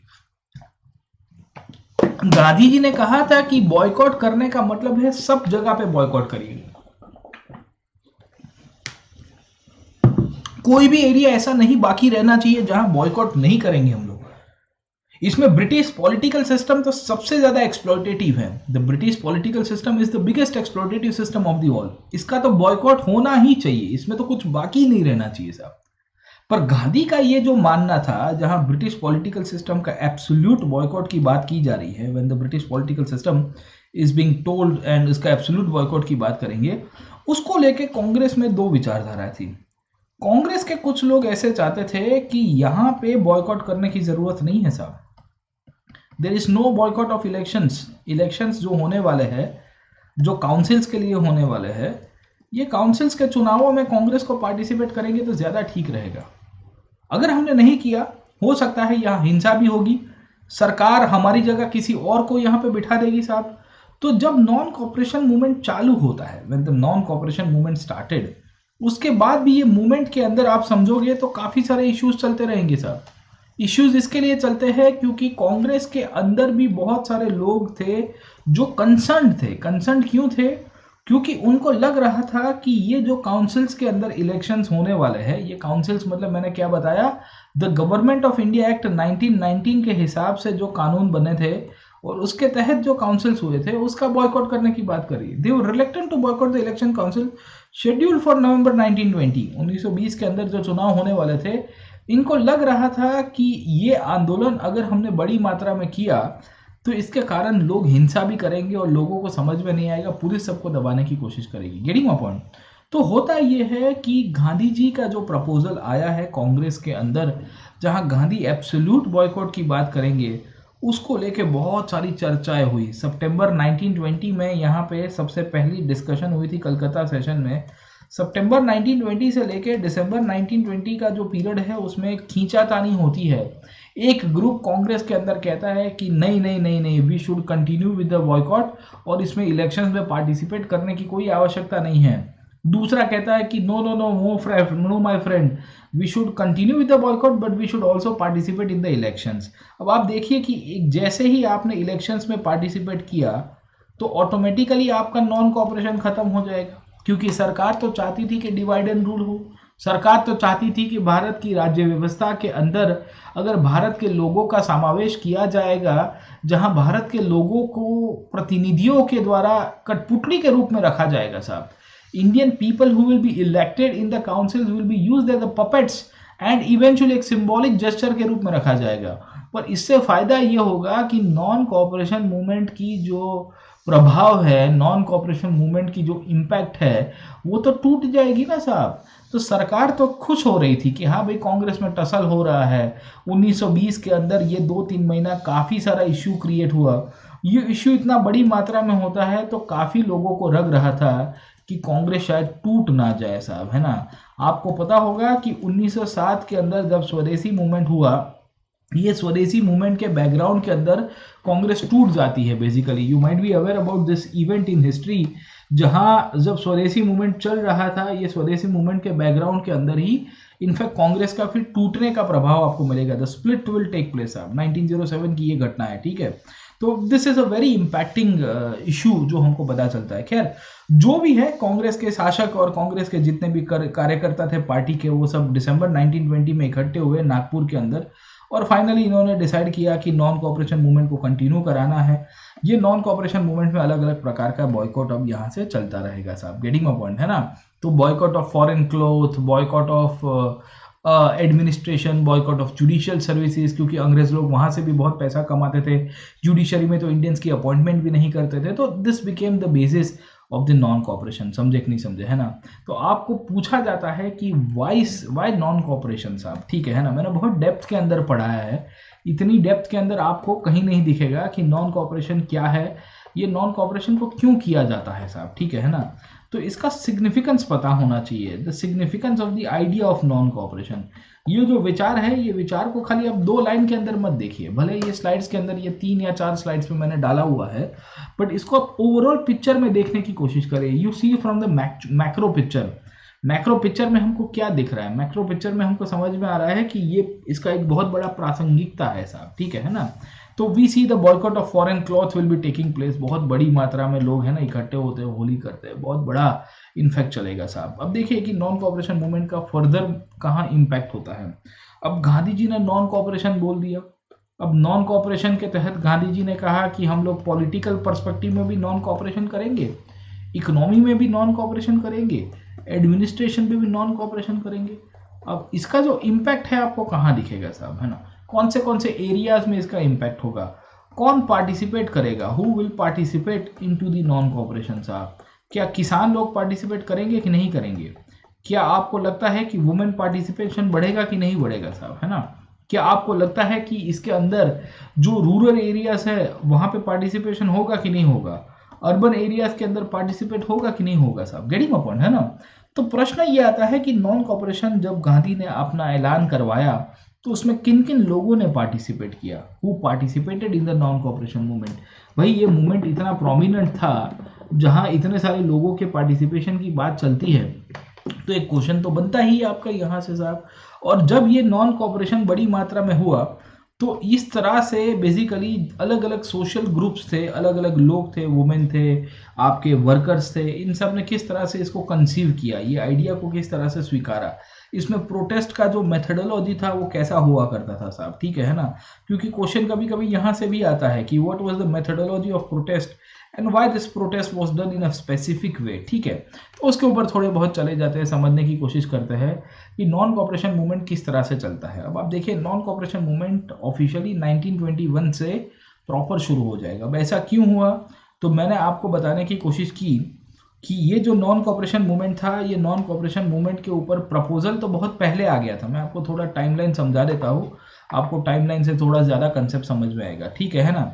तो हम लोग जब देखते हैं नॉन कॉपरेशन मूवमेंट को, एनसीएम के रूप में इसको पहचानते हैं, तो जून 1919 में इसके ऊपर, या जून 1920 में ये इलाहाबाद के अंदर इनफैक्ट एक कमेटी का प्रस्ताव पास किया जाता था जिसका नाम था कि खिलाफत कांग्रेस कमेटी साहब, है ना।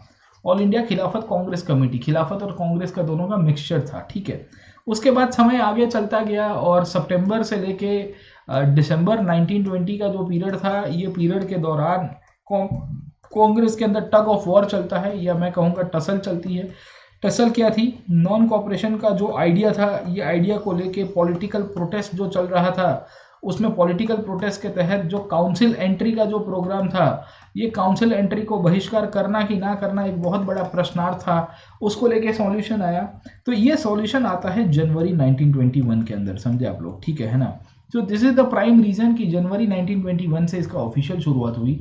खैर हमको पता चलता है कि नॉन कॉपरेशन का ऐसे तो इम्पैक्ट 1 अगस्त 1920 से होना शुरू हो गया था, क्योंकि 1 अगस्त 1920 के दिन भारत के अंदर बहुत ही बड़ी लैंडमार्क घटना बनी जहां तिलक महाराज का मृत्यु हो गया। यू माइट बी अवेयर कि Tilak was one of the biggest leaders of the non cooperation movement, sorry in the pre Gandhian phase. Bharat में गांधी आए उसके पहले भारत के राष्ट्रीय आंदोलन के अंदर कोई सबसे बड़ा नेता उभर के आया था तो वो तिलक जी ही थे।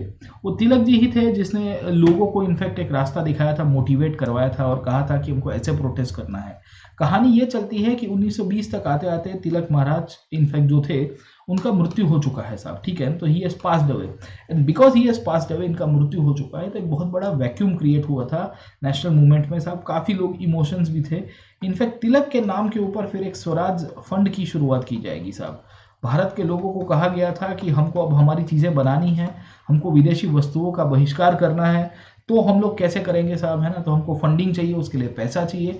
तो तिलक जी के नाम के ऊपर एक स्वराज फंड की रचना की जाती है जिसे हम लोग कहते हैं तिलक स्वराज फंड। खैर इसके ऊपर अभी आता हो हम लोग बात करेंगे थोड़ी देर के बाद। But we see multiple things, हमको काफ़ी सारी चीज़ें यहाँ नॉन कॉपरेशन के बैकग्राउंड के अंदर पता चली और इसी के बेसिस के ऊपर जब हम लोग समझते हैं तो नॉन कॉपरेशन मूवमेंट का आपको एक सिग्निफिकेंस दिखेगा। खैर अब देखिए कि नॉन कॉपरेशन मूवमेंट में किन किन लोगों ने पार्टिसिपेट किया, अलग अलग ग्रुप्स ने बेसिकली पार्टिसिपेट किया, सबके अपने अपने एस्पिरेशंस थे साहब, गेटिंग माय पॉइंट, है ना। सब लोग को घुमा फिरा के अगर आप देखोगे तो स्वराज के लिए जाना था, सबको ऐसा था कि नॉन कॉपरेशन में पार्टिसिपेट करेंगे तो हमको स्वराज मिलेगा। पर कहानी ये है कि शहरों के अंदर रहने वाले लोगों का आंदोलन अलग था, गाँवों के अंदर रहने वाले लोगों ने तो बहुत बड़ा विद्रोह भी किया था। साथों साथ जो लोग किसान के रूप में खेती में काम कर रहे थे, खास करके प्लांटेशन सेक्टर के अंदर, इन्होंने भी एक विशेष प्रकार के आंदोलन चलाए थे साहब, ठीक है। तो स्वराज इन द प्लांटेशंस कहते हैं इसको, बहुत इंटरेस्टिंगली एनसीईआरटी ने हाईलाइट किया है। अब इसकी कहानी क्या है, what is the story, why the different stands of the non corporation were taking place. और ये जो different stands of non cooperation हो रहे हैं इसमें अलग अलग प्रकार के आपको आंदोलन दिखेंगे साहब। अब आप समझने की कोशिश करिए कि नॉन कॉपरेशन के अंदर सबसे पहला जो बेसिस था वो था बॉयकॉट साहब, है ना। अब शहरों में इनफैक्ट बॉयकॉट किसका करना था, तो हर एक चीज़ का बॉयकॉट करना था, वो चाहे ब्रिटिश एडमिनिस्ट्रेशन हो, वो चाहे ब्रिटिश पॉलिटिकल सिस्टम हो, वो चाहे ब्रिटिश इकोनॉमी हो, मतलब विदेश का जो सामान भी आ रहा है उस सामान का भी हमको बहिष्कार करना है। अब कैसे बॉयकॉट करेंगे साहब, गेटिंग माय पॉइंट, है ना। तो इंडिया के जो शहर थे, इंडिया के जो टाउन्स थे अलग अलग रीजन्स में, ये टाउन्स के अंदर बॉयकॉट होता है by system called as picketing साहब, है ना। पिकेटिंग का मतलब समझे कि नहीं समझे, what do mean by the picketing साहब, ठीक है। पिकेटिंग का सादा मतलब ये होगा, हम लोग कह सकते हैं कि यहाँ पे एक दुकान है, देयर इज अ शॉप साहब। ये दुकान के अंदर आपको बेसिकली इंग्लिश गुड्स मिलते हैं। ये दुकान में क्या मिलता है, इंग्लिश गुड्स मिलते हैं। इंग्लिश गुड्स का मतलब विदेशी वस्तुएं मिलती है साहब। इसमें विदेशी दारू हो गया, विदेशी कपड़ा हो गया, सब कुछ मिलेगा, ठीक है ना। तो ये दुकानदार यहाँ पे बैठा हुआ है इस वेटिंग के, यहाँ पे कोई कस्टमर आएगा। बाकी सारे लोगों ने क्या किया, दुकान के बाहर एक बहुत बड़ा बैरिकेड लगा दिया साहब, गेटिंग पॉइंट है ना। बैरिकेड लगाने के बाद जो जो लोग ये दुकान में खरीदने जा रहे थे उनको कह दिया कि आपको मना कर देंगे, will not allow you to enter into this shop साहब, है ना। ये विदेशी वस्तुओं को हम खरीदने नहीं देंगे साहब, आप लोग जा ही नहीं पाओगे, ठीक है। दूसरी पॉइंट क्या है कि इन्होंने क्या किया कि दुकान के सामने ही जितने भी फॉरेन गुड्स उनके घर में पड़े हुए थे उन सबको इकट्ठा किया, ऑल द फॉरेन गुड्स, और फिर उसको जला दिया साहब, गेटिंग माय पॉइंट, है ना। सो व्हाट डू वी सी कि बहुत ही विशेष प्रकार का आपको प्रोटेस्ट दिखेगा, you will find a very interesting form of protest. ये प्रोटेस्ट के अंदर फॉरेन गुड्स को बहिष्कार करना तो बहुत ही लाजमी चीज थी, पर आपके पास जो फॉरेन गुड्स है उसको जला भी इनफैक्ट देना था बहुत बड़ी मात्रा के अंदर साहब, गेटिंग माय पॉइंट, है ना। तो वी सी एक तो पिकेटिंग होने की शुरुआत होती है। पिकेटिंग का मतलब है demonstration protest by people which people block the entrance to a shop, factory और ऑफिस। आप कोई भी विदेशी वस्तुएं जहां बेची जा रही है, विदेशी शासन व्यवस्था की कोई दफ्तर है साहब, जैसे कोई गवर्नमेंट ऑफिस हो गई है, या कोई बेसिकली ऐसी इंडस्ट्रीज है जहाँ पे विदेश के वस्तुओं का निर्माण हो रहा है या उससे आई हुई चीज़ें हैं साहब, तो उसको हम लोग पूरी तरह से बॉयकॉट करेंगे, ठीक है ना। तो वी सी के मिडिल क्लास पार्टिसिपेशन आपको बहुत दिखेगा। मिडिल क्लास पार्टिसिपेशन जो शहरों के अंदर रहता है, मध्यम वर्ग जो मेनली इनफैक्ट शहरों के निर्माण के साथ जुड़ा हुआ है, जिसने पूरे सिटीज़ को चलाया है साहब, ठीक है। तो बहुत सारे स्टूडेंट्स थे जिन्होंने गवर्नमेंट स्कूल्स एंड कॉलेजेस से अपना रेजिग्नेशन दे दिया, इनफैक्ट, है ना, उन्होंने छोड़ दिया। उन्होंने कहा कि हम लोग ये विदेशी वस्तुओं को नहीं स्वीकारेंगे, इंक्लूडिंग विदेशी एजुकेशन को भी नहीं स्वीकारेंगे। टीचर्स और हेड मास्टर्स ने रिज़ाइन कर दिया। टीचर्स ने कहा कि हम विदेशी सिलेबस नहीं पढ़ाएंगे, including there were many lawyers जो उस टाइम पे बेसिकली अपनी जो लीगल प्रैक्टिसेस है वो भी छोड़ देते और कहते हैं कि भाई देखिए, हम लोग को कोई लीगल प्रैक्टिसेस अब नहीं करनी है, अब हम लोग हमारा बेसिकली अपना खुद का करेंगे, पर ब्रिटिशर्स का साथ नहीं देंगे, will not basically give support to the British. तो आप समझने की कोशिश करिए, हमको पता चल रहा है कि ये जो पूरी की पूरी सिस्टम बन के आई है, ये जो पूरी की पूरी जो सिचुएशन बन के आई है, उसके अंदर हमको समझ में आ रहा है कि बहुत बड़ी मात्रा में प्रोटेस्ट होगा। इनफैक्ट हमको पता चलता है कि 1920 के अंदर फिर काउंसिल्स के इलेक्शंस हुए। मैंने आपको बताया कि काउंसिल्स के जो इलेक्शंस होंगे वो इलेक्शंस के अंदर बहुत बड़ा आंदोलन होगा। अब कांग्रेस ने तो कह दिया था कि हम लोग बेसिकली कोई भी काउंसिल्स के अंदर पार्टिसिपेट नहीं करेंगे। जो भी राज्यों की विधानसभाएं है, जहां विधान परिषदें भी है, जहां चुनाव हो रहे हैं, हम पार्टिसिपेट नहीं करेंगे, क्योंकि जब movement we will enter a council, हम कोई एक परिषद के अंदर भाग लेते हैं, उसका मतलब क्या होगा, what does that signifies, that means के we are a party to power, हम सत्ता के अंदर भागीदार बन जाएंगे। हमारा जो मेन ऑब्जेक्टिव है, our main objective of what, our main objective is to basically boycott the British rule, वो नहीं हो पाएगा, समझे आप लोग, ठीक है। तो कांग्रेस ने तो बॉयकॉट चालू रखा था काउंसिल्स का, याद रखेगा, कांग्रेस ने बॉयकॉट रखा था काउंसिल्स का। पर हमको इसके अंदर एक लाक्षणिकता बहुत इंटरेस्टिंग दिखेगी कि एक पार्टी है जिसका नाम है जस्टिस पार्टी, याद रखेगा, ठीक है। ये पार्टी आपके मद्रास नाम के राज्य के अंदर बहुत प्रोमिनेंस थी। ये जस्टिस पार्टी एकमात्र पार्टी है जिसने चुनावों में पार्टिसिपेट किया था साहब, ठीक है ना। अब ये जस्टिस पार्टी की कहानी क्या है, थोड़ा बहुत मैं आपको बता देता हूँ पीछे बैकग्राउंड के अंदर, फिर वापस आऊंगा, I come back to the whole story of the non cooperation movement, ठीक है। अब देखिए, नॉन कॉपरेशन में मैंने आपको बताया कि नॉन कॉपरेशन की स्टोरी में हमको यही चीज़ें दिख रही है कि भाई कांग्रेस ने तो एब्सोल्यूट बॉयकॉट किया था, और कांग्रेस ने कहा था कि हम लोग तो इलेक्शंस का भी बॉयकॉट करेंगे साहब, है ना। तो कांग्रेस ने तो इलेक्शंस में भागीदारी नहीं ली कि भाई चलो भाई तेल लेने गया साहब, ठीक है। पर कांग्रेस के साथ साथ दूसरी पार्टीज भी थी। अब जैसे मुस्लिम लीग थी साहब, तो मुस्लिम लीग की जब हम लोग बात करेंगे तो मुस्लिम लीग के ऊपर बहुत बड़ा प्रश्नार्थ था। खैर वो कांग्रेस के साथ थोड़ी बहुत आई हुई थी, इसके लिए उसका भी आप देखोगे तो डायरेक्ट पार्टिसिपेशन कम दिखता है। उसी तौर के ऊपर आपको एक और पार्टी दिखेगी जिसका नाम है जस्टिस पार्टी। अब देखिए जस्टिस पार्टी की कहानी क्या है, what is the story of justice party, ठीक है। पहले ये समझाता हूँ, फिर आगे आपको बात करेंगे साहब, है ना।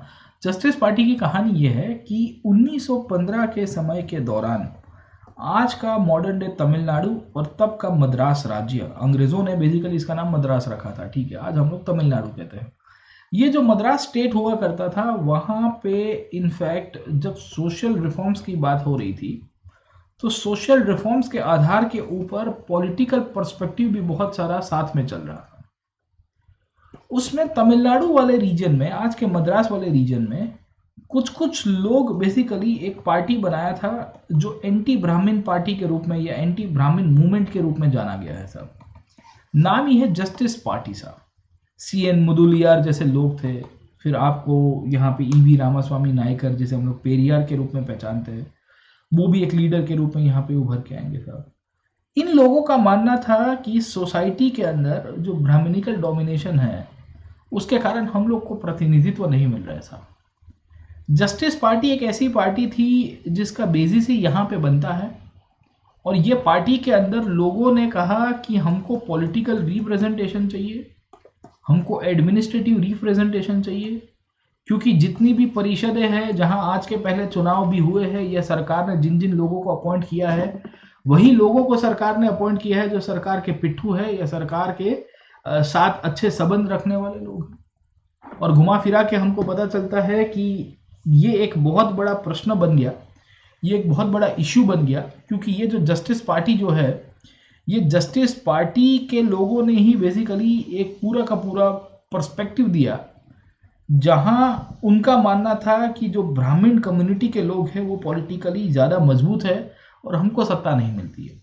एक्चुअली ये सब के सब लोग अगर आप देखोगे तो इंटरमीडिएट कास्ट से बिलोंग करते थे। इंटरमीडिएट कास्ट का मतलब है कि जो कास्ट हायरार्की इंडिया के अंदर उस टाइम पे हुआ करती थी उसमें ना ये हाई कास्ट में थे ना ये लो कास्ट में थे। खैर ये कुछ होता नहीं है साहब, बट मेनली आपको पता चलता है कि जस्टिस पार्टी ने कहा कि हम यहाँ मध्यम वर्ग के अंदर है, हम बीच के अंदर है साहब, हमको ऊपर रिप्रेजेंटेशन चाहिए पर हमको मिलता नहीं है। ये जस्टिस पार्टी को 1920 के अंदर जो चुनाव हुए, ये 1920 के इलेक्शंस में मौका मिला कि देखिए एक और भी पॉलिटिकल पार्टीज थी, सबने बॉयकॉट किया हुआ है, हम यहाँ पार्टिसिपेट करेंगे। अगर हम यहाँ पार्टिसिपेट करेंगे और इलेक्शंस के अंदर हम लोग चुनाव जीतते हैं तो हमारा रिप्रेजेंटेशन बढ़ेगा, हमारी कम्युनिटी का रिप्रेजेंटेशन बढ़ेगा, और हमारा रिप्रेजेंटेशन बढ़ेगा तो हम लोग के हाथ में क्या आएगा, पॉलिटिकल पावर आएगा। समझे आप लोग, है ना। तो हमको क्या पता चल रहा है, what do we come to know, हमको एक चीज समझ में आ रही है कि जब ये नॉन कॉपरेशन मूवमेंट हो रहा है, when the non cooperation movement is going on, उसके कंटेम्प्रेरी टाइम पे कुछ कुछ लोग थे, कुछ कुछ पार्टी के नेता थे, कुछ कुछ लीडर्स ऐसे भी थे जिन्होंने नॉन कॉपरेशन में पूरी तरह से हम लोग कह सकते हैं पार्टिसिपेट नहीं किया था। They did not participate completely in the non cooperation movement. समझे कि नहीं समझे, है ना। तो ये हमारे लिए बहुत प्रोमिनेंट चीज़ें आती है, ये हमारे लिए बहुत ही प्रोमिनेंट इनफैक्ट इम्पैक्ट क्रिएट करती है, आपको पता होना चाहिए। क्योंकि कभी कभी क्वेश्चंस जब आपके बनते हैं तो क्वेश्चंस के अंदर आपको पूछा जाता है कि किन किन लोगों ने नॉन कॉपरेशन में पार्टिसिपेट किया, या आपको पूछा जाएगा कि किन किन लोगों ने नॉन कॉपरेशन के तहत आंदोलन के अंदर पार्टिसिपेट नहीं किया था साहब। Getting my point. So the Justice Party was a party of non Brahmins. मैंने आपको बताया कि इन लोग का जो पूरा आइडियोलॉजी था वो एंटी ब्राह्मणिकल था साहब, ठीक है। इनको लगता था कि ब्राह्मण लोगों ने सत्ता हासिल करके रखी है, ये सब फला ढिमका साहब, ठीक है ना। इनको लग रहा था कि काउंसिल्स के अंदर पार्टिसिपेट करेंगे तो ज़्यादा ठीक रहेगा, क्योंकि अभी तक खाली ब्राह्मणों का ही वर्चस्व इसके ऊपर था। खैर वो सच्चाई नहीं थी, in fact that was not the reality अगर आप देखेगा। पर ये जस्टिस पार्टी की पूरी पॉइंट हमको मिलती रहती है। तो पॉलिटिकल रिफॉर्म्स में एक एक्सेप्शन था, याद रखेगा। आपको कभी कभी पूछेगा एक्सेप्शंस के अंदर कि जस्टिस पार्टी का इंपॉर्टेंस क्या है और जस्टिस पार्टी का जो पर्सपेक्टिव कहाँ कहाँ चलता रहता है, समझे आप लोग, ठीक है। So we see that Justice Party did participate in the council elections. ये प्रकार का स्टेटमेंट आ गया तो आपके साथ गड़बड़ नहीं होने चाहिए। चलिए साहब, let me come back to this point. अब देखिए पॉलिटिकल पर्सपेक्टिव में तो काफी सारा बॉयकॉट हुआ, ज्यादातर बॉयकॉट ही होगा। अब इकोनॉमिक फ्रंट के ऊपर नॉन कॉपरेशन कैसे चल रहा है, how did the non corporation work in the economic front, है ना, आर्थिक रूप से। अब हमको विदेशी वस्तुओं का बहिष्कार करना था तो हमने बहिष्कार किया विदेशी वस्तुओं का, विदेशी कपड़ों का साहब। बड़ी बड़ी मात्रा में हमने बॉनफायर्स इकट्ठे किए। बॉनफायर समझ में आया कि नहीं है, तो कपड़ों का एक ढगला किया जाता था, बहुत सारे कपड़ा इकट्ठा किया जाता था पूरे गांव के अंदर, पूरे शहर के अंदर से, और उसको ला के फिर जला दिया जाता था साहब। गेटिंग माय पॉइंट, है ना। तो वी सी के बहुत सारा पिकेटिंग हुआ। पिकेटिंग का मतलब मैंने आपको बताया कि दुकान के बाहर जाने से रोकना या दुकानदार को अपनी वस्तुओं बेचने से रोकना साहब, है ना। तो इससे क्या होता था कि विदेशी वस्तुओं का बहुत बहिष्कार होने के कारण एक बहुत बड़ी इम्पैक्ट भी पड़ती है। इसकी इम्पैक्ट आप समझने की कोशिश करोगे तो हमको पता चला कि जो फॉरेन क्लॉथ पहले हम लोग इंपोर्ट किया करते थे, विच यूज्ड टू इंपोर्ट साहब, पहले सालाना 100 करोड़ के आसपास का इंपैक्ट हुआ करता था। 102 करोड़ 1921 का एक आंकड़ा है साहब। 1922 तक आते आते इंडिया के अंदर जो इंपोर्ट की वैल्यू है वो 57 करोड़ हो गई। So the foreign cloth that was being imported in India, उसकी वैल्यू कम हो गई। What does that signifies? ये क्या दर्शाता है साहब? ये दर्शाता है कि देखो कितना बड़ा इम्पैक्ट, कितना बड़ा प्रभाव आपको भारत के अंदर पड़ेगा जहां विदेशी वस्तुओं का बहिष्कार हुआ साहब। अब जब हमने फॉरेन क्लॉथ को बॉयकॉट किया तो मतलब किसकी शुरुआत होगी साहब? खादी की शुरुआत मिलेगी। तो over a period of time what do we come to know? We come to know that khadi will be promoted. Khadi का प्रभाव अब ज़्यादा बढ़ेगा, लोगों को मोटिवेट किया जाएगा कि आप खादी के कपड़े पहनिए और हाथ से खादी बनाइए साहब। गेटिंग अ पॉइंट है ना? तो बहुत सारी चीज़ें होती है। व्यापारियों ने मना कर दिया, ट्रेडर्स ने मना कर दिया कि हम कोई भी विदेशी कपड़ा या विदेशी फाइनेंस के साथ जो भी चीज़ें जुड़ी हुई है उसका बॉयकॉट करते हैं, हम भारत की चीज़ों को ही अपनाएंगे साहब, है ना? तो नॉन कॉपरेशन में एक हिडन मैसेज था, वो था स्वदेशी वस्तुओं को अपनाना साहब। नॉन कॉपरेशन में एक हिडन मैसेज था, वो था स्वदेशी वस्तुओं को अपनाना, कि हम अपनी चीज़ें अपनाएंगे तो ज़्यादा ठीक रहेगा साहब। गेटिंग अ पॉइंट है ना? So this is how we come to see that boycott धीरे धीरे धीरे पहनता है। तो हमने जो विदेश के कपड़े थे वो इम्पोर्टेड कपड़ों को डिस्कार्ड करना शुरू कर दिया, डिसाइड किया कि हम लोग अब विदेश का कपड़ा नहीं पहनेंगे, इंडियन कपड़ा पहनेंगे, इंडियन टेक्सटाइल मिल्स और इंडिया की हैंडलूम के अंदर बना हुआ कपड़ा पहनेंगे। और इसके कारण हमको क्या पता चलता है कि इंडियन गुड्स की जो डिमांड है, ये डिमांड अब जाती है। इंडियन गुड्स की क्या होती है साहब? डिमांड ऊपर जाएगी। और भारत के गुड्स की डिमांड जब अब जाएगी, when the Indian goods demand will be going up, तो इसका एक बहुत बड़ा फायदा हमको दिखेगा। और क्या फायदा दिखेगा? What will be the biggest advantage of that? The biggest advantage of the Indian goods demand going up, तो उसके कारण इंडिया के यहाँ पे टेक्सटाइल इंडस्ट्री जो है, लोकल टेक्सटाइल इंडस्ट्री, उसका भी ग्रोथ हुआ। इंडिया की जो हैंडलूम इंडस्ट्री है उसका भी ग्रोथ होगा, क्योंकि यहाँ पे भारत के लोगों को रोजगार मिलेगा, भारत के लोगों का पैसा भारत में ही रहेगा। प्रॉफिट जो है वो पहले इंग्लैंड चला जाता था, जिसे हम लोग ड्रेन ऑफ वेल्थ के रूप में पहचानते हैं, वो हमको अब नहीं देखने को मिल रहा है। समझे आप लोग? ठीक है। तो ये भी एक बहुत बड़ा प्रोमिनेंट पॉइंट था नॉन कॉपरेशन मूवमेंट के अंदर से। और ये नॉन कॉपरेशन सिटीज के अंदर आपको काफी बहुत ही प्रोमिनेंटली आपके इम्पैक्ट के रूप में मिलेगा। अब देखिए क्या होता है साहब। ठीक है, आपने यहाँ पे खादी प्रमोट करना तो शुरू कर दिया। इनिशियली लोगों ने बहुत मोटिवेटेड होकर खादी को खरीदा भी सही, पर धीरे धीरे धीरे धीरे हमको पता चलता है कि शहरों के अंदर ये जो मूवमेंट था ये थोड़ा स्लो डाउन हो गया। स्लो डाउन होने का मतलब ये है कि अब जो पहले जितना जोश था लोगों के अंदर वो हमको नहीं दिखेगा। ये इम्पैक्ट आपको ब्रिटिश इंस्टीट्यूशंस के अंदर भी हमको दिखेगी। ये इम्पैक्ट हमको पता चलता है कि जो अंग्रेज़ों की टेक्सटाइल की जो बॉयकॉट थी उसके अंदर भी हमको पता चलता है। अब देखो कहानी क्या है साहब। ठीक है, भारत के लोगों को कहा गया कि आपको खादी को बॉयकॉट करना है साहब। Getting my point? आपको खादी को यूज करना है और आपको विदेशी कपड़ा का बॉयकॉट करना है। You are suppose to boycott the foreign goods and you are suppose to accept the khadi as the only product साहब। ठीक है, प्रॉब्लम यह है कि खादी को बनाना बहुत एक्सपेंसिव है। समझे कि नहीं समझे? अब आप समझने की कोशिश करिए। खादी और विदेशी कपड़ों को लेके जब नॉन कॉपरेशन गांधी जी ने दिया तो लोगों ने गांधी जी को समझाया कि बापू एक बात आप समझिए साहब, ये जो खादी है और खादी के सामने जो टेक्सटाइल मिल के अंदर बना हुआ जो कपड़ा है उसमें फर्क है साहब, है ना? What is the significance of the khadi cloth and the textile mill cloth साहब। ठीक है, तो खादी का कपड़ा है ना हैंडमेड होता है साहब। अब हैंडमेड के अंदर आप देखोगे तो एट टाइम्स क्वालिटी और फिनिशिंग का कभी कभी प्रश्न आपको आ जाएगा। फिनिशिंग में कभी कभी एट टाइम्स देखोगे तो 19-20 हमको चीज़ें दिखेगी, कुछ कुछ आपको मज़ा नहीं आएगी, आपको लगेगा कि नहीं यार इसकी क्वालिटी थोड़ी ठीक नहीं लग रही है साहब। ठीक है, दूसरा इसके अंदर आप देखोगे वेयर एंड टेयर भी होने की ज़्यादा शक्यता है।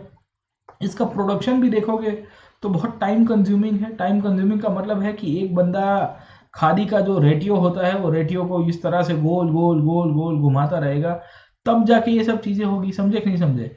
तो हमको क्या पता चल रहा है? वी कम टू सी, हमको एक बहुत क्लियर कट चीज़ें दिख रही है कि खादी को एक क्लॉथ के रूप में कंज्यूम करना बहुत ही एक्सपेंसिव था। एक्सपेंसिव क्यों था?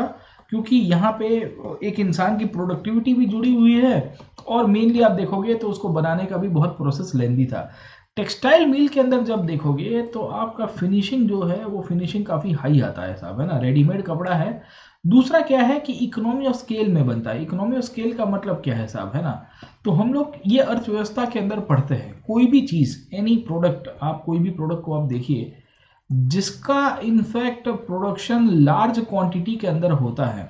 लार्ज क्वांटिटी का मतलब बहुत बड़ी मात्रा के अंदर हो रहा है साहब उसका प्रोडक्शन साहब, गेटिंग माय पॉइंट है ना, जिसका प्रोडक्शन बहुत लार्ज क्वांटिटी के अंदर हो रहा है, सुनिएगा मेरी बात, जिसका प्रोडक्शन बहुत लार्ज क्वांटिटी के अंदर हो रहा है उसका ऑटोमेटिकली जो प्राइजेस है वो डाउन जाएगा। क्यों डाउन जाएगा साहब?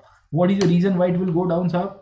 डाउन जाने का इंटेंशन उसका यही है कि आप जब कोई भी चीज़ बड़ी मात्रा में बढ़ाते हो तो उसका आपका जो कॉस्ट है वो ऑटोमेटिकली सस्ता पड़ता है ना, होलसेल का जो रेट है साहब, ठीक है।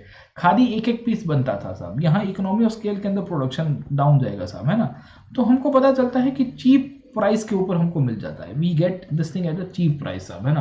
तो ये भी बहुत बड़ा प्रोमिनेंट पॉइंट हमको दिखता है कि वी कम टू नो कि इन फैक्ट ये बहुत चीप कॉस्ट के अंदर हमको मिल जाता है। अब चीप कॉस्ट के ऊपर मिलता है तो लोगों का मानना ये था कि टेक्सटाइल मिल का क्लोथ का यूज़ करेंगे तो ज़्यादा ठीक रहेगा। खादी का इनफैक्ट उसके लिए जो विचार था वो ज़्यादा पॉपुलर नहीं हो पा रहा है साहब, ठीक है ना।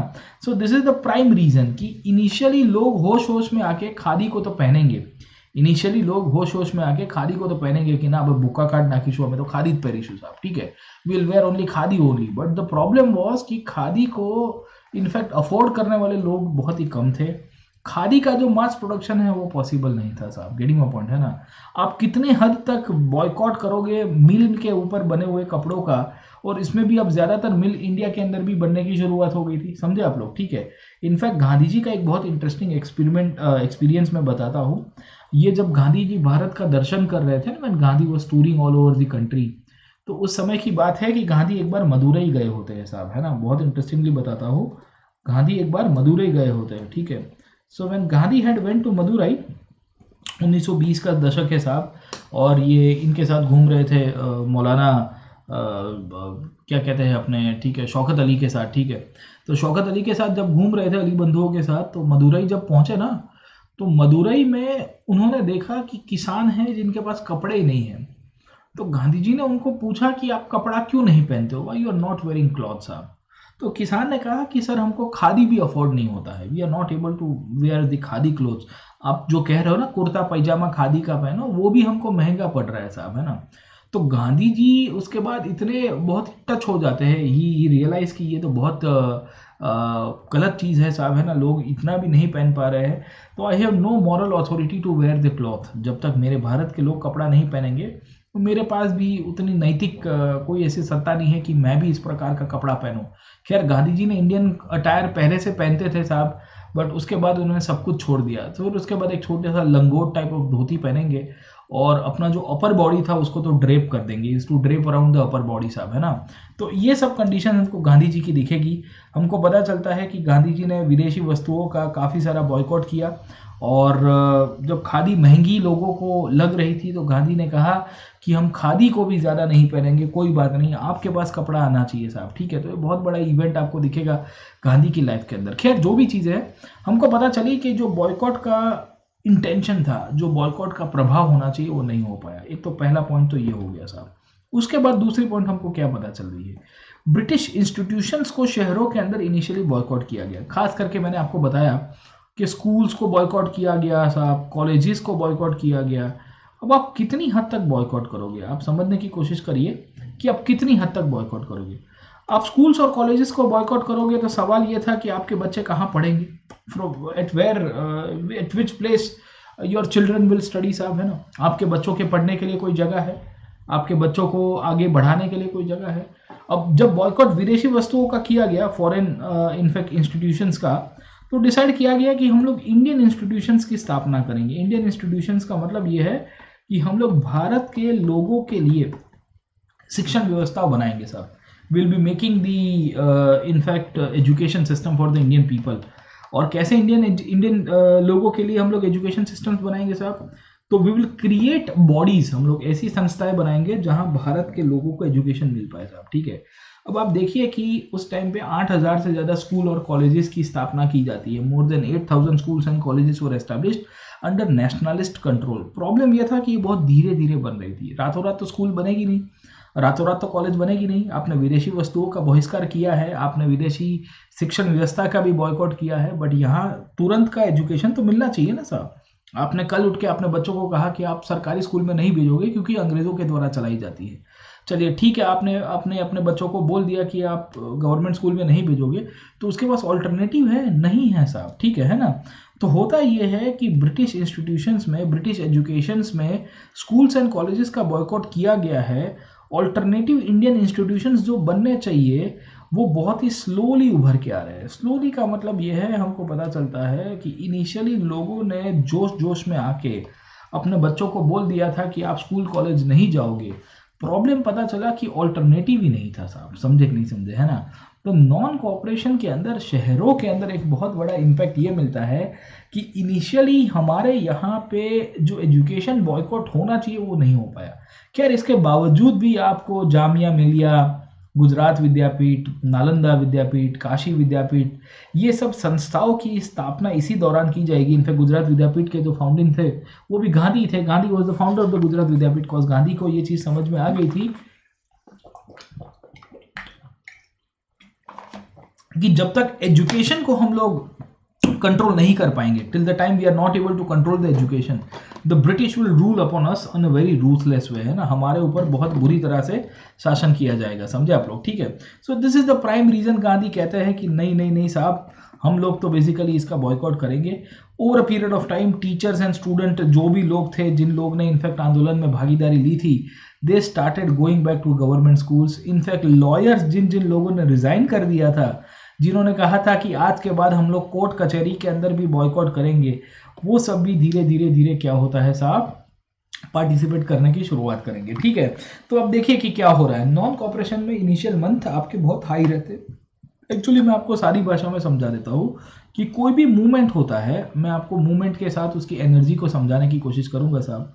मूवमेंट जो भी होगा, कोई भी आंदोलन होगा, और उसके आप एनर्जी को देखोगे, when you will study the energy, तो हमको पता चलता है कि इनिशियली जब मूवमेंट हाई होता है ना, तो उसकी एनर्जी बहुत हाई होती है साहब। Any movement you will see, तो आपको यहाँ से शुरुआत दिखेगी आपको, है ना। ये चलो 0 है, ये 5 है, ये 10 है, और ये 100 है साहब, किडिंग पॉइंट, है ना।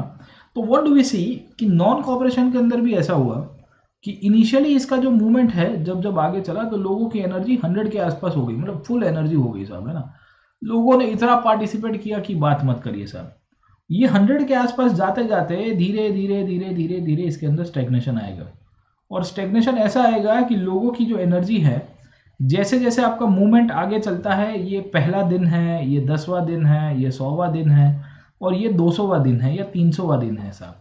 Bye the 300 day the energy came to 0 साहब। ऐसा क्यों होता है साहब? तो सादी भाषा में बता देता हूँ कि कोई भी आंदोलन को एक सेम पिच के ऊपर चलाना नामुमकिन है साहब। You cannot run any movement on the same pitch with the same energy throughout the year साहब, है ना। आप देखिए भारत के अंदर अभी किसानों का आंदोलन का जो प्रश्न चल रहा है, उसमें भी यही चीज़ हमको दिख रही है साहब। इनिशियली लोगों का काफ़ी सारा एजिटेशन भी स्ट्रांग था, लोगों ने सपोर्ट भी किया था, बट आफ्टर द दिल्ली ये जब घटनाएं हुई साहब, उसके बाद पूरी सारी चीज़ें बदल गई साहब।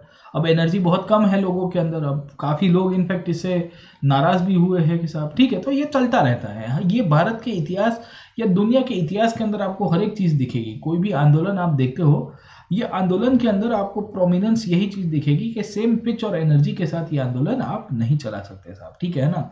तो नॉन कॉपरेशन मूवमेंट शहरों में धीरे धीरे ठंडा हो रहा है। अब नॉन कॉपरेशन मूवमेंट जब शहरों में ठंडा हो रहा था, उस समय के दौरान हमको पता चलता है कि भारत के कंट्री साइड का जो एरिया है, कंट्री साइड मतलब ग्रामीण विस्तार, वहाँ बहुत बड़ा इम्पैक्ट पड़ा। इनफैक्ट भारत के लोगों ने गाँवों के अंदर भी स्वराज की जो मांग थी, उसको लेके भी बहुत प्रोमिनेंट पर्सपेक्टिव से अपना जो आंदोलन है वो चलाने की कोशिश की थी। अब उसको थोड़ा बहुत एक ओवरव्यू लेंगे हम लोग, will just try to take an overview कि भाई इंडिया के कंट्री साइड में इसका इम्पैक्ट क्या पड़ता है, और कंट्री साइड के दौरान ये जो नॉन कॉपरेशन है इसकी किस तरह से इनफैक्ट डेवलपमेंट चलती है। चलिए ठीक है ना। तो हम लोग थोड़ा बहुत कंट्री साइड का पर्सपेक्टिव देखते हैं, क्योंकि नॉन कॉपरेशन के अंदर ये कंट्री साइड को थोड़ा समझने के लिए डेप्थ में जाने की आवश्यकता है, और जो डेप्थ में जाने की आवश्यकता है उसके अंदर हमको थोड़ा इसके अंदर देखना पड़ेगा कि जो पीजेंट है, ये पीजेंट का मूवमेंट कहाँ कहाँ से होता है, कंट्री साइड में क्या हुआ साहब, ठीक है। अब देखिए नॉन कॉपरेशन का एक कंसेप्ट आपको बताता हूँ, let me explain you in the basic perspective साहब, है ना। Rebellions in the country side, अब ये जो टॉपिक है एनसीईआरटी में किस तरह से दिया हुआ है नॉन कॉपरेशन के अंदर साहब, ठीक है। तो नॉन कॉपरेशन का आपको 3 इम्पैक्ट ये किताब के अंदर दिया है।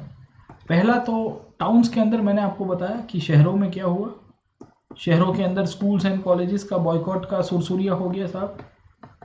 दूसरा पॉइंट हमने देखा कि फॉरेन गुड्स काफ़ी अच्छा चला क्योंकि विदेशी वस्तुओं का बॉयकॉट कर रहा था, उसमें खादी फिर ज़्यादा पॉपुलर नहीं हो पाया, इंक्लूडिंग विदेशी कोर्ट व्यवस्था उसको भी इनफेक्ट ख़त्म कर दिया।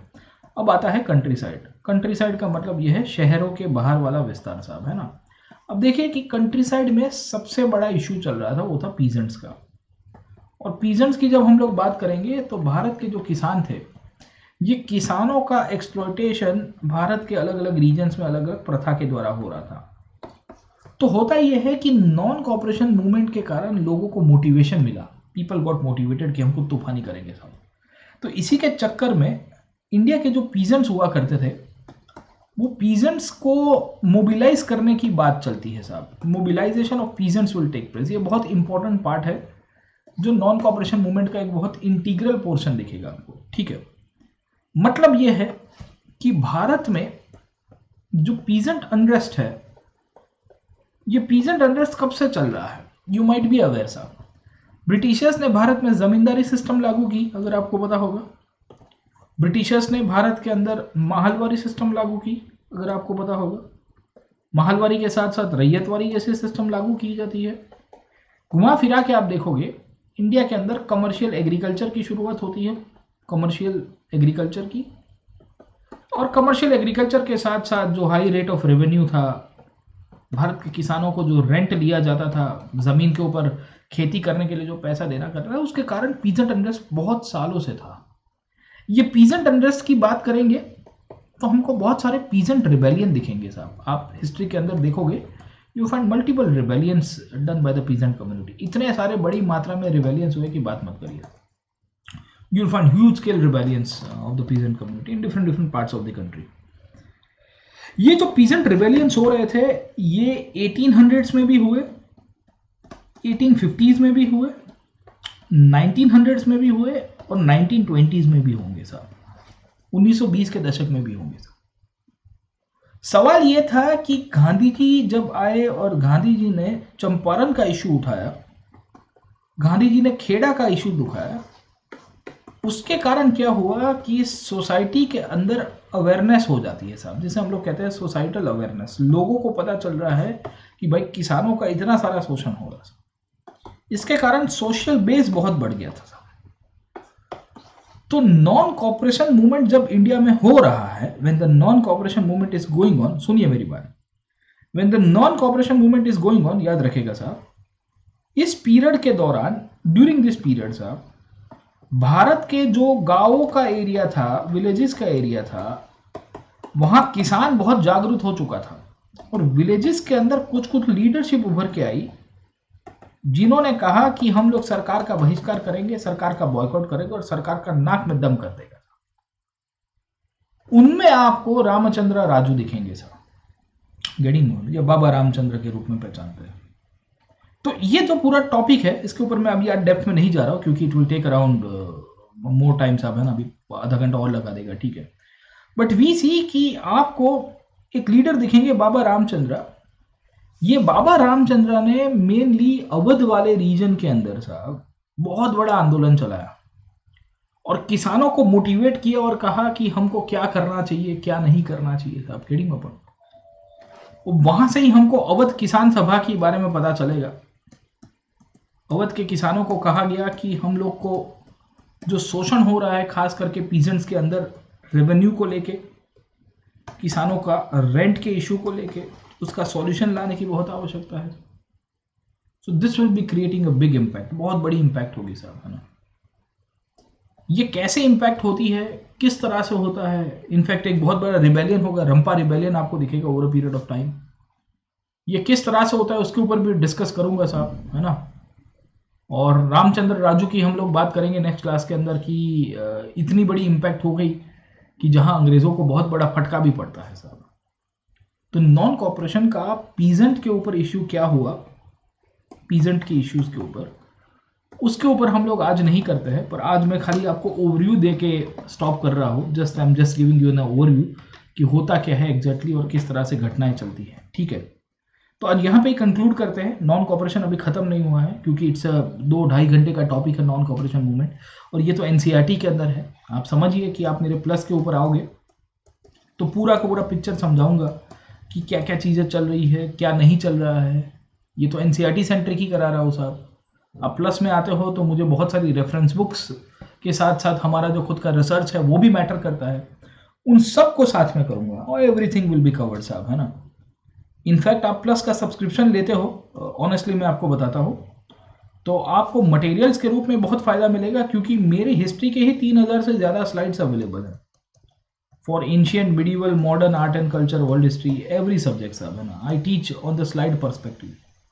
पढ़ाने के लिए, समझाने के लिए तो ऐसे ही समझाता हूँ, और दूसरा फायदा ये होता है कि लाइव डाउट्स भी ले लेता हूँ साहब, जो यहाँ कभी कभी यूट्यूब के ऊपर नहीं हो पाता है, समझे आप लोग, ठीक है।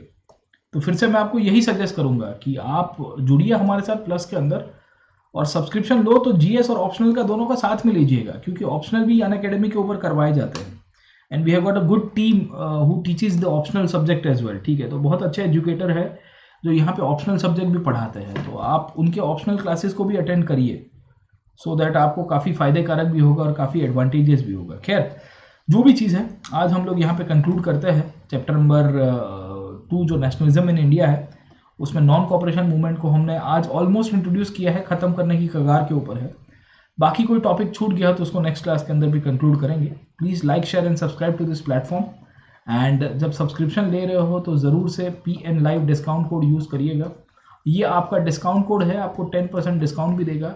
अगर आप अनअकैडमी के ऊपर हमारे स्पेशल क्लास देखोगे, ये स्पेशल क्लास फ्री क्लास होते हैं, in fact they are free classes, आप इसको भी देख सकते हो। एप्लीकेशन डाउनलोड कीजिए और ये PN लाइव कोड के द्वारा ही आपका एप्लीकेशन अनलॉक भी हो जाएगा। You will be able to unlock the application as well, है ना। तो ये दोनों तरह से आपके लिए फायदे कारक है, it's quite advantages. And let us conclude the class today and I will see you in the next session. Till then keep study and all the best, है ना।